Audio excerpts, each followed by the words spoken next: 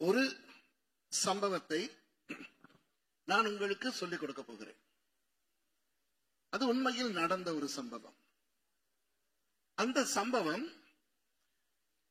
சம்பவத்தை குறித்து பேசும் பொழுது நான் கொஞ்சம் ஆழமாகவே உங்களை நான் அதற்குள் அழைத்துக் கொண்டு போக போகிறேன். ஆழம் என்றால் கஷ்டம் என்று நினைத்து விடக்கூடாது. கஷ்டமே அல்ல, மிகவும் புரிந்து கொள்வதற்கு இலகுவான விடயங்கள். ஏன் நான் ஆழத்துக்கு கொண்டு போகிறேன் என்றால், இந்த சம்பவத்தை தேவன் தனது வார்த்தையிலே வைத்து நமக்கு கொடுத்திருப்பது இப்படி நடந்தது என்று கற்றுக்கொள்வதற்கு மாத்திரமல்ல. அது நடந்தது, ஆனால் அதை ஒத்த விஷயங்கள் நமது வாழ்க்கையில், நமது ஊழியத்தில், நமது குடும்பத்தில், நமது சபையில் நடக்க முடியும் என்பதற்காக அதில் இருந்து பல பாடங்களை ஆண்டவர் நமக்கு கற்றுக் கொடுக்க போகிறார். நான் கற்றுக் கொடுக்க போகிற அந்த சம்பவம் என்னவென்றால், அந்த 2 பேர் எம்மாவுக்கு போகிறார்கள் அல்லவா?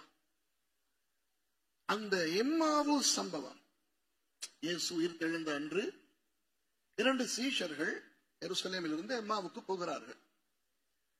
அப்போ அவர்கள் எருசலேமில் நடந்தவற்றை எல்லாம் பேசிக்கொண்டே போகிறார்கள். அப்புறம் இயேசு அவர்களோடு இணைந்து கொள்கிறார். இப்போ இயேசு கேட்கிறார், என்ன நீங்கள் பேசிக்கொண்டு போகிறீர்கள்? அப்போ அவர்கள் சொல்லுகிறார்கள், இப்படி நசரேயனாகிய இயேசு நீங்கள் கேள்விப்படவில்லை ஐயா, எவைகள் என்றார். அப்போ அவர்கள் சொல்லுகிறார்கள், இப்படி நசரேயனாகிய இயேசு அவர் நல்ல ஒரு தீர்க்கதரிசி, ஆனால் அவரை கொலை செய்து விட்டார்கள். இன்று காலையிலே ஒரு சிலர் அவரை கண்டோம் என்றார்கள். எங்களில் சிலரும் போய் அந்த வெறுமையான கல்லறையை பார்த்து விட்டு வந்தார்கள் என்று சொன்னவுடன் இயேசு அவர்களை திட்ட ஆரம்பிக்கிறார். தீர்க்கதரிசிகள் சொன்னதை நம்பாதபடி இவ்வளவு மொக்கர்களாய் இருக்கிறீர்களே என்று சொல்லி இயேசுவானவர் அவர்களோடு பேசுகிறார். அப்படியே எம்மாவுக்கு வருகிறார்கள். இயேசுவானவர் அப்பாலே போகிறவர் போல காட்டிக்கொண்டார். அவர்கள் இருவரும் அவரை தங்களோடு தங்கும்படி அழைத்தார்கள். அங்கே அவர் சம்மதித்து தங்கும் போது உணவு வேளை வந்தது. அப்போ அவர் அப்பத்தை பிற்கும் பொழுது அவர்களுடைய கண்கள் திறக்கப்பட்டு இது இயேசு என்று அறிந்து கொண்டார்கள். உடனே அவர் அங்கிருந்து மறைந்து போனார். அப்புறம் அந்த 2 பேரும் மறுபடி திரும்ப எருசலேமுக்கு வர, அங்கு பேதுரு உட்பட மற்ற 10 சீஷர்கள், 9 சீஷர்கள், அதாவது தோமா இருக்கவில்லை, பேதுருவும் மற்றவர்களும் இருக்கிறதை இவர்கள் கண்ட பொழுது இயேசு அவர்கள் நடுவே வந்திருந்தார். இந்த சம்பவம் நமக்கெல்லாம் நன்கு தெரிந்த ஒன்று அல்லவா? இப்போ மேலோட்டமாய் நான் உங்களுக்கு சொல்லிவிட்டேன். இப்போ நான் உங்களுக்கு என்ன விஷயங்களை சொல்லிக் கொடுக்க போகிறேன். ஒன்று, அந்த சம்பவத்தின் ஆராய்ச்சி. அதாவது அந்த 2 பேரும் யார், அவர்கள் எங்கிருந்து எங்கே போகிறார்கள், எருசலேமிலிருந்து எம்மாவு, எருசலேமை பற்றி, எம்மாவை பற்றி ஆழமாக பார்க்க போகிறோம். அப்போ அவர்கள் ஏன் எம்மாவுக்கு போகிறார்கள், இயேசு ஏன் அவர்களோடு வந்து இணைந்து கொள்கிறார், என்னதான் அங்கு நடந்தது என்று அந்த சம்பவத்தை ஒவ்வொரு வசனமாக ஆராய போகிறோம். அடுத்தது, இதை ஆராயும் பொழுது நான் சில இறையியல் சம்பந்தமான விடயங்களையும் உங்களோடு பேச வேண்டும். அத்தோடு சில மொழி சம்பந்தமான விஷயங்கள் நான் உங்களுக்கு சொல்ல வேண்டும். இப்படி ஒரு நல்ல ஒரு இன்றைய பாடம் முடிந்தவுடன் இந்த எம்மாவை பற்றி உங்களுக்கு பயங்கரமாய் தெரிய ஆரம்பிக்கும். மாத்திரமல்ல, உண்மையில் உடம்பெல்லாம் புல்லரிக்கும்.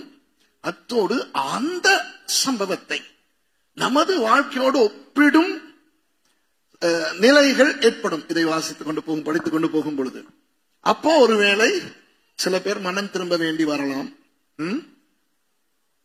அல்லது இனி எதிர்காலத்திலே சில தவறுகள் நாம் செய்யாதிருக்க இது நமக்கு ஒரு பாடமாக அமையலாம். சரியா? இப்போ லூக்கா சுவிசேஷம் 24வது அதிகாரத்துக்கு திருப்பிக் கொள்ளுங்கள். முழு சம்பவத்தையும் வாசிக்கப் போவதில்லை, ஒவ்வொரு வசனமாக ஆராய்வோம். சில வசனங்களிலே அந்த ஒவ்வொரு சொல்லையும் கூட நான் உங்களுக்கு விளக்கப்படுத்துவேன். லூக்கா 24வது அதிகாரம் 13வது வசனத்தை வாசிக்க முன்பு நான் ஒன்றை சொல்லுகிறேன். இயேசு உயிர்த்தெழுந்த அன்று இது நடந்தது. ஆனால் மத்தேயு, மாற்கு, யோவான் 3 சுவிசேஷங்களிலும் இதை பற்றி இல்லை. மாற்கு சுவிசேஷம் ஒரு அவசரமான சுவிசேஷம். இந்த வேதாகம கல்லூரியிலே படித்தவர்களுக்கு அது தெரியும். அவர் மாத்திரம் இயேசுவானவர் உயிர்த்தெழுந்த பின் யார் யாருக்கு காட்சி கொடுத்தார் என்று பொதுவாய் சொல்லும் பொழுது, வேக வேகமாய் சொல்லும் பொழுது, பாதையில் போய்கொண்டிருந்த 2 பேருக்கும் தரிசனமானார் என்று மொட்டையாய் சொல்லிவிட்டார். அவர்கள் யார், எங்கிருந்து எங்கே போனார்கள் என்றால் சொல்லவில்லை. இந்த எம்மாவு சீஷர்களைத்தான் சொன்னார். ஆனால் சும்மா தட்டிக்கொண்டு ஓடினார். லூக்கா தான் 13வது வசனத்தில் இருந்து அழகாக இந்த சம்பவத்தை விளக்குகிறார். புரியுதா? இப்போ லூக்கா சுவிசேஷத்திலே 24வது அதிகாரத்திலே நீங்கள் முதலாவது இப்படி ஒரு வசனத்தை பாருங்கள். லூக்கா 24 உங்களை நான் ஒரு குழப்ப போகிறேன். 49வது வசனத்தை வாசிங்க. மைக்ல வாசிக்கிறாங்க. என் பிதா வாக்குத்தத்தம் பண்ணினதை இதோ நான் உங்களுக்கு அனுப்புகிறேன். நீங்களோ உன்னதத்திலிருந்து வரும் பெலனால் தரிப்பிக்கப்படும் வரைக்கும் எருசலேம் நகரத்தில் இருங்கள் என்றார். இப்போ நீங்கள் மேலே பார்த்தால் இயேசு உயிர் தெழுந்த அந்த நாளில் இந்த சம்பவம் நடக்கிறது. இயேசு உயிர் தெழுந்த பிறகு நீங்கள் வாசித்து பாருங்கள். இயேசு உயிர் தெழுந்த நாளிலே தான் இரவிலே இது நடக்கிறது. ஆனால் அடுத்த வசனத்தை பாருங்களேன். 50வது வசனம் வாசிங்க. பின்பு அவர் பெத்தானியா வரைக்கும் அவர்களை அழைத்துக் கொண்டு போய் தம்முடைய கைகளை உயர்த்தி அவர்களை ஆசீர்வதித்தார். அவர்களை ஆசீர்வதிக்கையில் அவர்களை விட்டு பிரிந்து பரலோகத்துக்கு எடுத்துக் கொள்ளப்பட்டார். அவர்கள் அவரை பணிந்து கொண்டு மிகுந்த சந்தோஷத்தோடே எருசலேமுக்கு திரும்பி வந்து நாடோறும் தேவாலயத்திலே தேவனை புகழ்ந்து துதித்துக் கொண்டிருந்தார்கள். ஆமென். 49வது வசனம் வரை அந்த முதலாம் வசனத்தில் இருந்து இயேசு உயிர் தெழுந்த அன்று நடந்த விடயங்கள் இருக்கின்றன. 50வது வசனம் சொல்லுகிறது பின்பு அவர் அவர்களை அழைத்துக் கொண்டு பெத்தானியா வரை போய் பரத்துக்கு எடுத்துக் கொள்ளப்பட்டாராம். வாசிக்கும் போது எப்படி தெரிகிறது? உடனே அது நடந்தது மாதிரி தெரிகிறது. நீங்கள் எனக்கு சொல்லுங்கள், 49ஆம் வசனம் வரை நடந்தது இயேசு உயிரோடு எழுந்த அன்று. அந்த பின்பு என்ற 50வது வசனத்திலே வருவது அதற்கு எத்தனை நாளுக்கு பிறகு நடக்கிறது? சத்தமா சொல்லுங்க. 40 நாட்கள் என்ற தெய்வமே. அந்த 40 நாட்களுக்குள் நடந்த எதையுமே லூக்கா எழுதவில்லை. ஒருவேளை நமக்கு வேறு சுவிசேஷ புத்தகங்கள் இல்லாவிட்டால் நாம் நினைப்போம் இயேசு உயிர்த்தெழுந்த அன்றே பரமேறி விட்டார் என்று. என்னால் இங்கே வாசித்தால் அப்படித்தான் தெரிகிறது. நல்ல நேரம். மத்தேயு, மாற்கு, யோவான் இருக்கிறபடினால் 4 சுவிசேஷங்களையும் வாசித்து இயேசுவானவர் எங்கு எங்கு போனார், யார் யாரை சந்தித்தார். யோவான் 21 பார்த்தால் கலிலேயாவுக்கு போய் சீஷர்களை சந்திக்கிறார். இதெல்லாம் நடந்து 40 நாளுக்கு பிறகுதான் அந்த பின்பு வருகிறது. ஓகே, அப்போ நான் என்னத்துக்கு இதை காட்டிவிட்டு தொடங்குகிறேன் என்றால், அந்த உயிர் தெழுந்த நாளில் இருந்து 40 நாட்கள் இயேசுவானவர் இந்த பூமியில இருக்கும் பொழுது அவர் செய்த எதுவுமே முக்கியமானவை இல்லையா? சொல்லுங்கள். முக்கியமானவையா இல்லையா? முக்கியமானவை. அப்படிதானே? அப்போ அதையெல்லாம் தள்ளிவிட்டு ஒரே அடியாக உயிர் தெழுந்த நாளிலிருந்து 40ஆம் நாளுக்கு லூக்காவை தள்ளிவிட்ட பரிசுத்த ஆவியானவர் அந்த எம்மாவு சம்பவத்தை மாத்திரம் பல வசனங்களிலே விளக்குகிறார். புரியுதா? அன்றைய தினமே அவர்களில் 2 பேர் எருசலேமில் இருந்து ஒரு 7 அல்லது 8 மைல் தூரம் உள்ள எம்மாவுக்கு போனார்கள். அதாவது எம்மாவுக்கும் எருசலேமுக்கும் இடையில் எவ்வளவு தூரம் என்பது கூட நீங்கள் தெரிந்து கொள்ள வேண்டும் என்று பரிசுத்த ஆவியானவர் விரும்புகிறார். அவர்களில் 2 பேரில் ஒருவனுடைய பெயர் கிளையோப்பா என்று பிறகு வரும். அந்த கிளையோப்பா என்பவன் தான் இயேசுவோடு பேசினான் என்று நீங்கள் தெரிந்து கொள்ள வேண்டுமா? இயேசு அவர்களோடு வந்து இணைந்து இயேசு இவர்களிடத்தில் கேள்வி கேட்கிறாராம், இவர்கள் இயேசுக்கு மறுமொழி கொடுக்கிறார்களாம். அப்பொழுது இயேசு புரியாதது போல நடிக்கிறாராம், அதற்கும் அவர்கள் மறுபடியும் உத்தரவு கொடுக்கிறார்களாம். அப்புறம் இயேசு பேசிக்கொண்டே வருகிறார்களாம். இதெல்லாம் உங்களுக்கு ஆவியானவர் சொல்லுகிறார். எம்மாவுக்கு நெருக்கமாய் வந்த போது இயேசு அப்பாலே போகிறவர் போல காணப்பட்டார் என்றெல்லாம் நீங்கள் தெரிந்து கொள்ள வேண்டுமா? அவர்கள் வந்து கேட்டுக்கொண்டபடினால் தான் இயேசு இரவு தங்க சம்மதித்தாராம். அது நீங்கள் தெரிந்து கொள்ள வேண்டுமாம். அப்பத்தை பிற்கும் பொழுதுதானாம் அவர்களுடைய கண்கள் திறந்தது.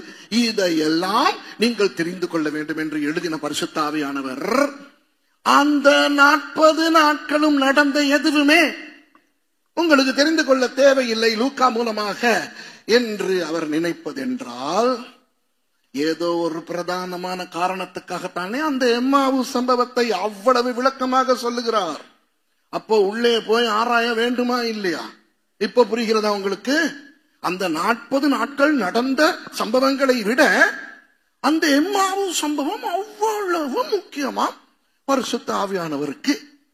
சரி, என்னதான் என்று பார்ப்போம். வாசிங்க 13வது வசனம். அன்றைய தினமே அவர்கள் 2 பேர் எருசலேமுக்கு 7 அல்லது 8 மைல் தூரமான எம்மாவு என்னும் கிராமத்துக்கு போனார்கள். சரி, இந்த அன்றைய தினமே என்பதில் தொடங்குவோம். அன்றைய தினமே என்பதை வித்தியாசமாக சொல்லலாம். சந்தோஷமாக சொல்லவா? ஏதாவது ஒரு சந்தோஷமான சம்பவம். சில பேர் சொல்றார்கள், எனக்கு ஒருவர் பணம் தருகிறேன் என்று சொல்லி இருந்தார். அப்போ நான் அவரிடத்திலே நான் போனேன், எதேச்சையாக போனேன். போய் நான் சொன்னேன், பிரதர், நீங்கள் எனக்கு பணம் கொடுப்பதாய் சொல்லி இருக்கிறீர்கள், எப்பொழுது கிடைக்கும்? இருங்கள், வருகிறேன் என்று கொண்டு வந்து கொடுக்கிறார். இப்போ அதை நான் ஒருவருக்கு சொல்லும் பொழுது எப்படி சொல்லுவேன்?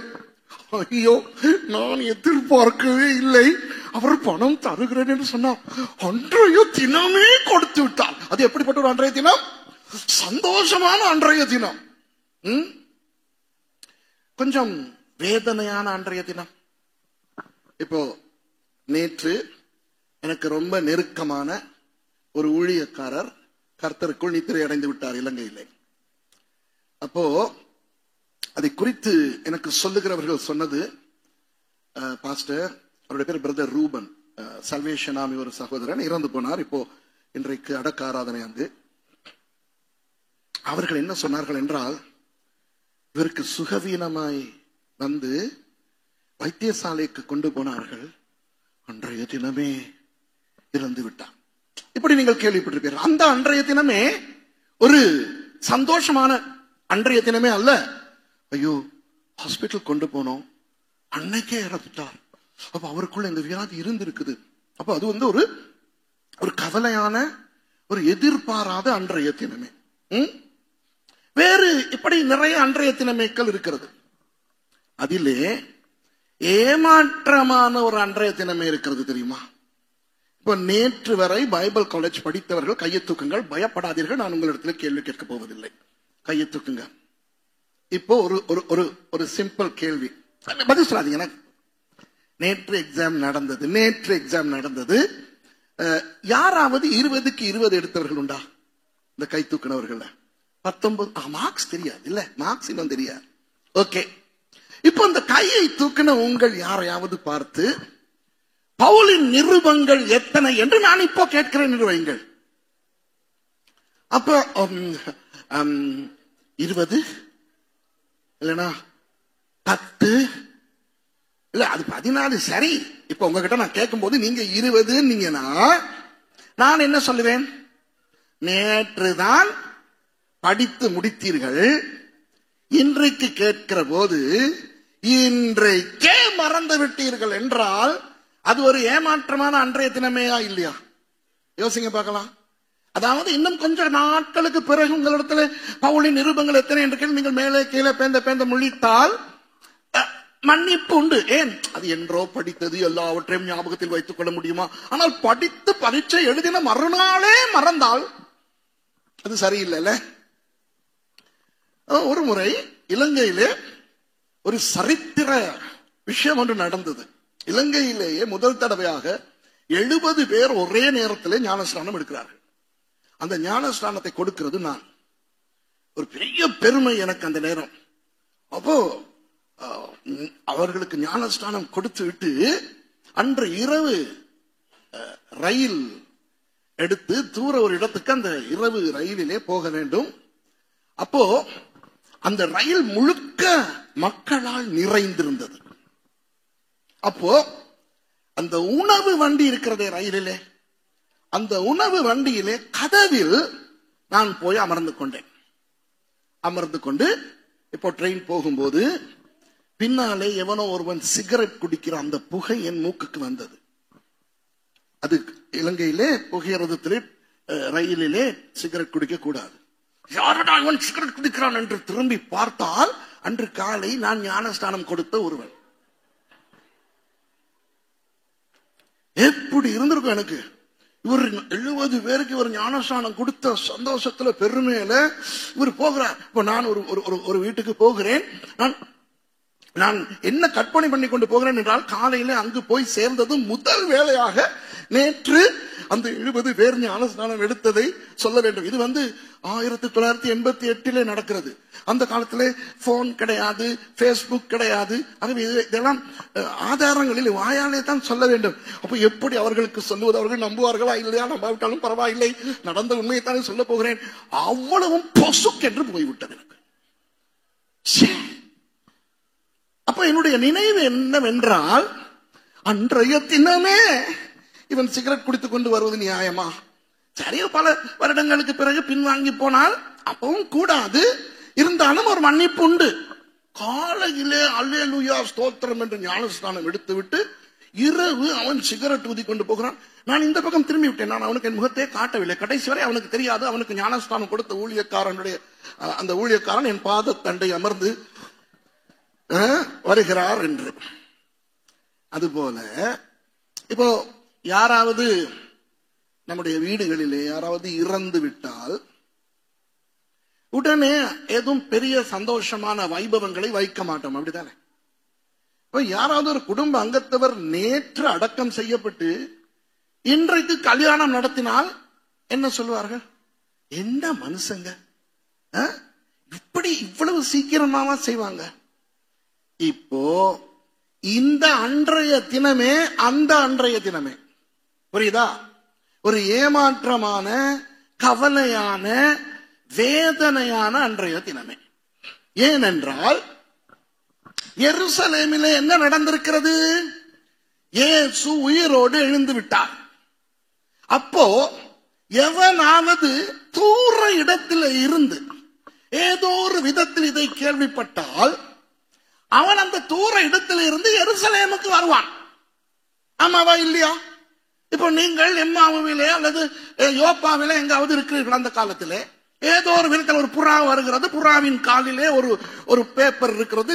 திறந்து பார்த்தால் இயேசு உயிர் தெழும்பி விட்டாராம், இப்படி ஒரு வதந்தி போகிறது. வதந்தி தான். ஆனால் நீங்கள் எந்த அளவுக்கு இயேசுவின் மேல் அன்பா இருக்கிறீர்கள் என்றால், நீங்கள் அது வதந்தியா இருந்தாலும் எருசலேமுக்கு போய் அதை பார்க்க, அதை உறுதி செய்ய ஆசைப்படுவீர்களா இல்லையா? சொல்லுங்கள். இவர்கள் இயேசு உயிரோடு எழுந்த அந்த எருசலேமில் இருந்து அவர் உயிர் எழுந்ததாக சிலர் சொன்ன அன்றைய தினமே எருசலேமை விட்டு எம்மாவுக்கு போகிறார்கள். இப்ப விளங்குதா அது எவ்வளவு கேவலமான ஒரு அன்றைய தினமே என்று? அதுதான் பரிசுத்த ஆவியானவர் எழுதுகிறார். அன்றைய தினமே அந்த ஒரு விரக்தி, ஒரு கவலை, ஒரு வேதனை. இங்க பாரு, இன்னும் இயேசு உயிர். அவர்கள் பிறகு இயேசுவோடு பேசும்பொழுது என்ன சொல்லுகிறார்கள்? சிலர் இயேசுவை கண்டதாக சொன்னார்கள். எங்களில் சிலர் போய் அதை உறுதியும் செய்து விட்டு வந்தார்கள். கவனிங்க, உறுதி செய்து விட்டு வந்தவர்கள் யார்? நீங்கள் சொல்லுங்கள். இப்ப முதலிலே கண்டது யார்? சொல்லுங்க. மகதலேனா மரியாள். சரி, இந்த 2 பேரும் மகதலேனா மரியாள் சொன்னதை நம்பவில்லை என்று வைத்துக் கொள்வோம், அது பிரச்சனை இல்லை. ஆனால் மகதலேனா மரியாள் வந்து சொன்னவுடன் அடித்து பிடித்துக் கொண்டு கல்லறைக்கு ஓடின 2 பேர் யார்? பேதுருவும் யோவானும். அவர்கள் வந்து என்ன சொன்னார்கள்? கல் பிரட்டப்பட்டிருக்கிறது, துணி சுற்றி வைக்கப்பட்டிருக்கிறது, தேவதூதனை கண்டேன். தேவதூதர்கள் சொன்னார்கள் அவர் எழும்பி விட்டார் என்று. இப்ப இதை சொல்லுகிறவர்கள் யார்? பேதுரு, யோவான், சீனியர். இயேசுவினுடைய அந்த 12 இருவர். மகதலேனா மரியாள் சொன்னதை நம்பாதே, அது பிரச்சனை இல்லை. ஆனால் அதை பேதுருவும் யோவானும் நம்பினார்கள். அதான் விஷயம். புரியுது உங்களுக்கு? இப்போ நானும் கிளையோப்பாவும் தான் அந்த 2 பேர் என்று வைத்துக் கொள்ளுங்களேன், சுரேஷும் கிளையோப்பாவும். சரி, சுரேஷும் கிளையோப்பாவும் பெரியவர்களா, யோவானும் பேதுரும் பெரியவர்களா? யோவானும் பேதுரும். மகதலேனா மரியாள் வந்து சொன்னதை பேதுருவும் யோவானுமே நம்பி அவர்கள் கல்லறைக்கு ஓடுகிறார்களாம். ஆனால் இந்த சுரேஷும் கிளையோப்பாவும் நம்ப மாட்டார்களாம். அதிலிருந்து என்ன தெரிகிறது? ஒரு கொழுப்பு, திமிர், ஒரு ஏதோ ஒரு விதமான ஜந்துக்கள் இந்த 2 பேரும். ஆமாவா இல்லையா? அப்போ பேதுரு யோவானும் போய் திரும்ப வந்து அவர்கள் வேறு சாட்சி சொல்லுகிறார்கள். அப்போ நானும் கிளையோப்பாவும் அவர்கள் சொல்வதை நம்ப வேண்டுமா இல்லையா? அப்போ இயேசு உயிர் தெழுந்திருக்கிறார் என்று நான் நம்ப வேண்டுமா இல்லையா? அப்போ நாங்கள் 2 பேரும் அங்கே இருக்க வேண்டுமா இல்லையா? அப்ப ஏன் போகிறாய்? இப்ப விளங்குறா உங்களுக்கு? இப்ப புரியுதா? சரி, அதுதான் அந்த அன்றைய தினமே. அப்போ ஆவியானவர் எப்படி எழுதுகிறார்?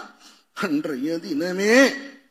இப்போ நான் பிறகு உங்களுக்கு விளக்கப்படுத்துவேன் ஏன் இந்த சம்பவம் லூக்காவில் மட்டும் வருகிறது, ஏன் மத்தேயு, மார்க்கு, யோவானிலே வரவில்லை என்று பிறகு நான் சொல்லுவேன். ஓகேயா?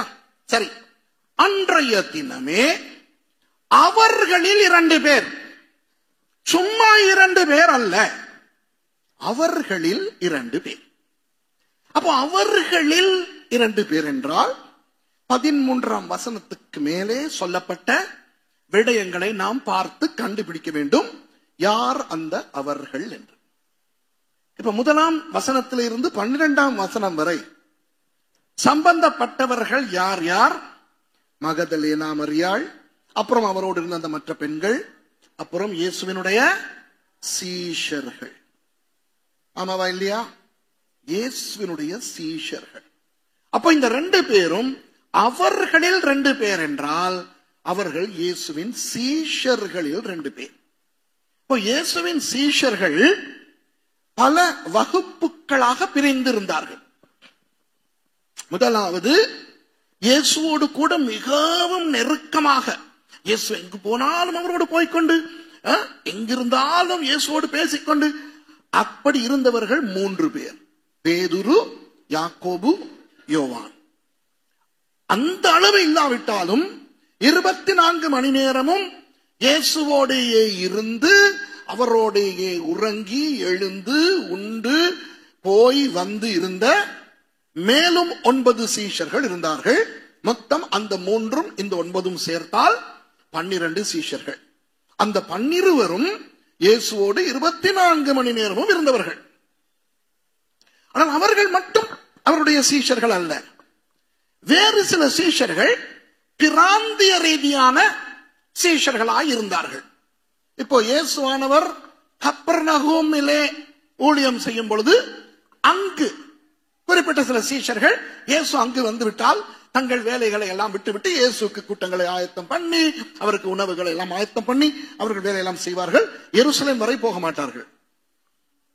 பெத்தானியாவிலே அப்படி 3 சீஷர்கள் இருந்தார்கள். யார் அவர்கள்? லாசரு, மார்த்தாள், மரியாள். அவர்களும் இயேசுவின் சீஷர்கள் தான். ஆனால் அவர்கள் இயேசுவோடு கலிலேயாவுக்கு போகவில்லை, யூதேயாவிலே சஞ்சரிக்கவில்லை. ஆனால் எப்பொழுதெல்லாம் இயேசு பெத்தானியா வருகிறாரோ இயேசுவானவரை வரவேற்று உபசரித்து தங்க வைத்து எல்லாம் செய்து கொடுப்பார்கள். அப்போ அவர்களும் இயேசுவின் சீஷர்கள் தான். எருசலேமில் இயேசுவுக்கு சீஷர்கள் இருந்தார்களா? இல்லை. இயேசுவுக்கு சீஷர்கள் யாரும் இயேசு ஊழியம் செய்த அந்த காலத்தில் எருசலேமில் இருக்கவில்லை.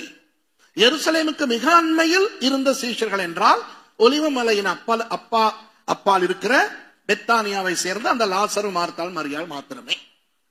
ஏன் எருசலேமிலே இயேசுக்கு சீஷர்கள் இருக்கவில்லை என்பதை மனதிலே வைத்துக் கொள்ளுங்கள். அப்போ பெத்தானியா போக இயேசுக்கு சீஷர்கள் இருந்தார்கள் என்றால் அவர்கள் எங்கிருந்தார்கள்? எரிகோவிலே சிலர் இருந்தார்கள். அப்புறம் கலிலேயாவிலே நிறைய சீஷர்கள் இருந்தார்கள். மகதலேனா மரியாள் கூட கலிலேயா பெண், மிக்தல் என்கின்ற இடத்தை சேர்ந்தவர். அதனால் தான் அந்த மிக்தல் மகியா, மகதலேனா மரியாள் என்று சொல்லுகிறோம். அப்படி கலிலேயாவிலே நிறைய சீஷர்கள் இருந்தார்கள். அப்போ அவர்களில் 2 பேர் என்று நமக்கு சொல்லும் பொழுது இவர்கள் பெத்தானியாவை சேர்ந்தவர்கள் அல்ல, ஏனென்றால் இதிலே 2 பேரும் ஆண்கள். அப்போ இவர்கள் ஒன்று எரிகோவை சேர்ந்தவர்களாய் இருக்க வேண்டும், அல்லது மேலே வடக்கிலே கலிலேயாவை சேர்ந்தவர்களாய் இருக்க வேண்டும். ஓகேயா? இப்ப ஏன் இதை சொல்லுகிறேன் என்று உங்களுக்கு பிறகு புரியும். அது முக்கியமா என்று நீங்கள் யோசிக்கலாம். முக்கியம், சொல்லுகிறேன் கேளுங்க. அப்போ அன்றைய தினமே, ஒவ்வொன்றா வாசிங்கம்மா. அன்றைய தினமே அவர்களில் 2 பேர் எருசலேமுக்கு 7 அல்லது 8 மைல் தூரமான எம்மாவு என்னும் கிராமத்துக்கு போனார்கள். ஓகே, ஏன் இதை நான் உங்களுக்கு சொன்னேன்? அவர்கள் கலிலேயாவை சேர்ந்தவர்களாய் அல்லது எரிகோவை சேர்ந்தவர்களாய் இருக்க வேண்டும் என்று. அந்த 2 திசைகளிலும் எம்மாவு இல்லை. புரியுதா? எருசலேமிலிருந்து எம்மாவு அமைந்திருப்பது மேற்கு புறத்திலே. புரியுதோ? எருசலேமிலிருந்து மேற்கு புறமாக போனால்தான் எம்மாவு வரும். இவர்கள் எரிகோவை சேர்ந்தவர்களாய் இருந்திருந்தால் எரிகோ எருசலேமுக்கு கிழக்கு பக்கத்திலே இருக்கிறது. அப்ப அவர்கள் எம்மாவு தாண்டி போக முடியாது. புரியுதா? இவர்கள் கலிலேயாவை சேர்ந்தவர்கள் என்றால் வடக்குக்கு போயிருக்க வேண்டும். அப்போ இவர்கள் தாங்கள் வந்த ஊரை நோக்கி போகவில்லை என்பதுதான் நீங்கள் தெரிந்து கொள்ள வேண்டிய அடுத்த விஷயம். புரியுதோ? அப்போ அவர்கள் ஏன் எம்மாவுக்கு போகிறார்கள்? இப்போ நீங்கள் இப்படி சொல்லலாம், என்ன சுரேஷ் பாஸ்டர் நீங்க இப்படி சொல்லுகிறீர்கள்? அங்குதான் அவர்கள் இயேசுவை அந்த தங்களோடு தங்கும்படி வீட்டுக்கு அழைத்தார்களே, அப்போ அது அவர்களுடைய வீடாய்த்தானே இருந்திருக்க வேண்டும் என்று. இல்லை, நான் உங்களுக்கு யூத கலாச்சாரத்திலே ஒரு விஷயத்தை சொல்லுகிறேன். யூத கலாச்சாரத்திலே அந்த காலத்திலே யார் வேண்டுமானாலும் எந்த ஒரு யூதனுடைய வீட்டில் வேண்டுமானாலும் போய் தங்கலாம். புரியுதா? ஒரு சில விதிமுறைகள் உண்டு. இப்போ யூதர்கள் அவர்கள் கோத்திர வாரியாக பிரிந்திருந்தாலும் அந்த கோத்திரங்களில் அவர்கள் உயர்ந்த கோத்திரம், தாழ்ந்த கோத்திரம் என்ற ஒரு பிரிவினை இருக்கவில்லை அவர்களுக்கு. ஆகவே தான் கோத்திரத்தை சேர்ந்தவன் நப்தலி கோத்திரத்துக்கு போகும் பொழுது அங்கிருக்கின்ற யாருடைய வீட்டிலாவது தங்க வேண்டும் என்றால் அவர்கள் தங்க வைப்பார்கள். அது அவர்களுக்கு ஒன்றும் பிரச்சனை கிடையாது. ஏன் இதை நான் சொல்லுகிறேன் என்றால், குறிப்பாக இந்தியாவிலே, இலங்கையிலே வாழுகின்றவர்களுக்கு இந்த ஜாதி பேதம் நன்றாய் தெரியும். அப்படித்தானே? இந்தியாவிலே ஜாதி பேதம், ஜாதி வெறியாய் கூட இருக்கிறது. அப்படி ஒரு பின்னணியை அறிந்திருக்கிற சில கிறிஸ்தவர்கள் நினைக்க கூடும், யூதர்களுடைய 12 கோத்திரத்திலேயும் அப்படி ஒரு உயர்ந்த கோத்திரம், தாழ்ந்த கோத்திரம் என்று இருக்குமோ என்று. இல்லை. அப்போ நீங்கள் கேட்கலாம், அப்போ சாமுவேல் சவுலை பிரதிஷ்டை பண்ணும் பொழுது ராஜாவாக சவுல் சொல்லுகிறார், நான் சின்ன கோத்திரத்தை, ஒன்றுக்கும் உதவாத ஒரு சின்ன கோத்திரத்தில் இருந்து வந்தேன் என்று. அது ஏன் என்று யாருக்காவது தெரியுமா? அதற்கு ஒரு சில வருடங்களுக்கு முன்பு பெஞ்சமின் கோத்திரத்தாரில் சிலர் ஒரு பெண்ணை சீரழித்து அது ஒரு பெரிய பிரச்சனையாய் வந்து ஏனைய கோத்திரங்கள் எல்லாம் சேர்ந்து பெஞ்சமின் கோத்திரத்தோடு யுத்தம் செய்து பெஞ்சமின் கோத்திரத்தை துவம்சம் செய்தார்கள். கொஞ்சம் பேர் தான் மிச்சப்பட்டார்கள் யோசுவாவின் காலத்திலே.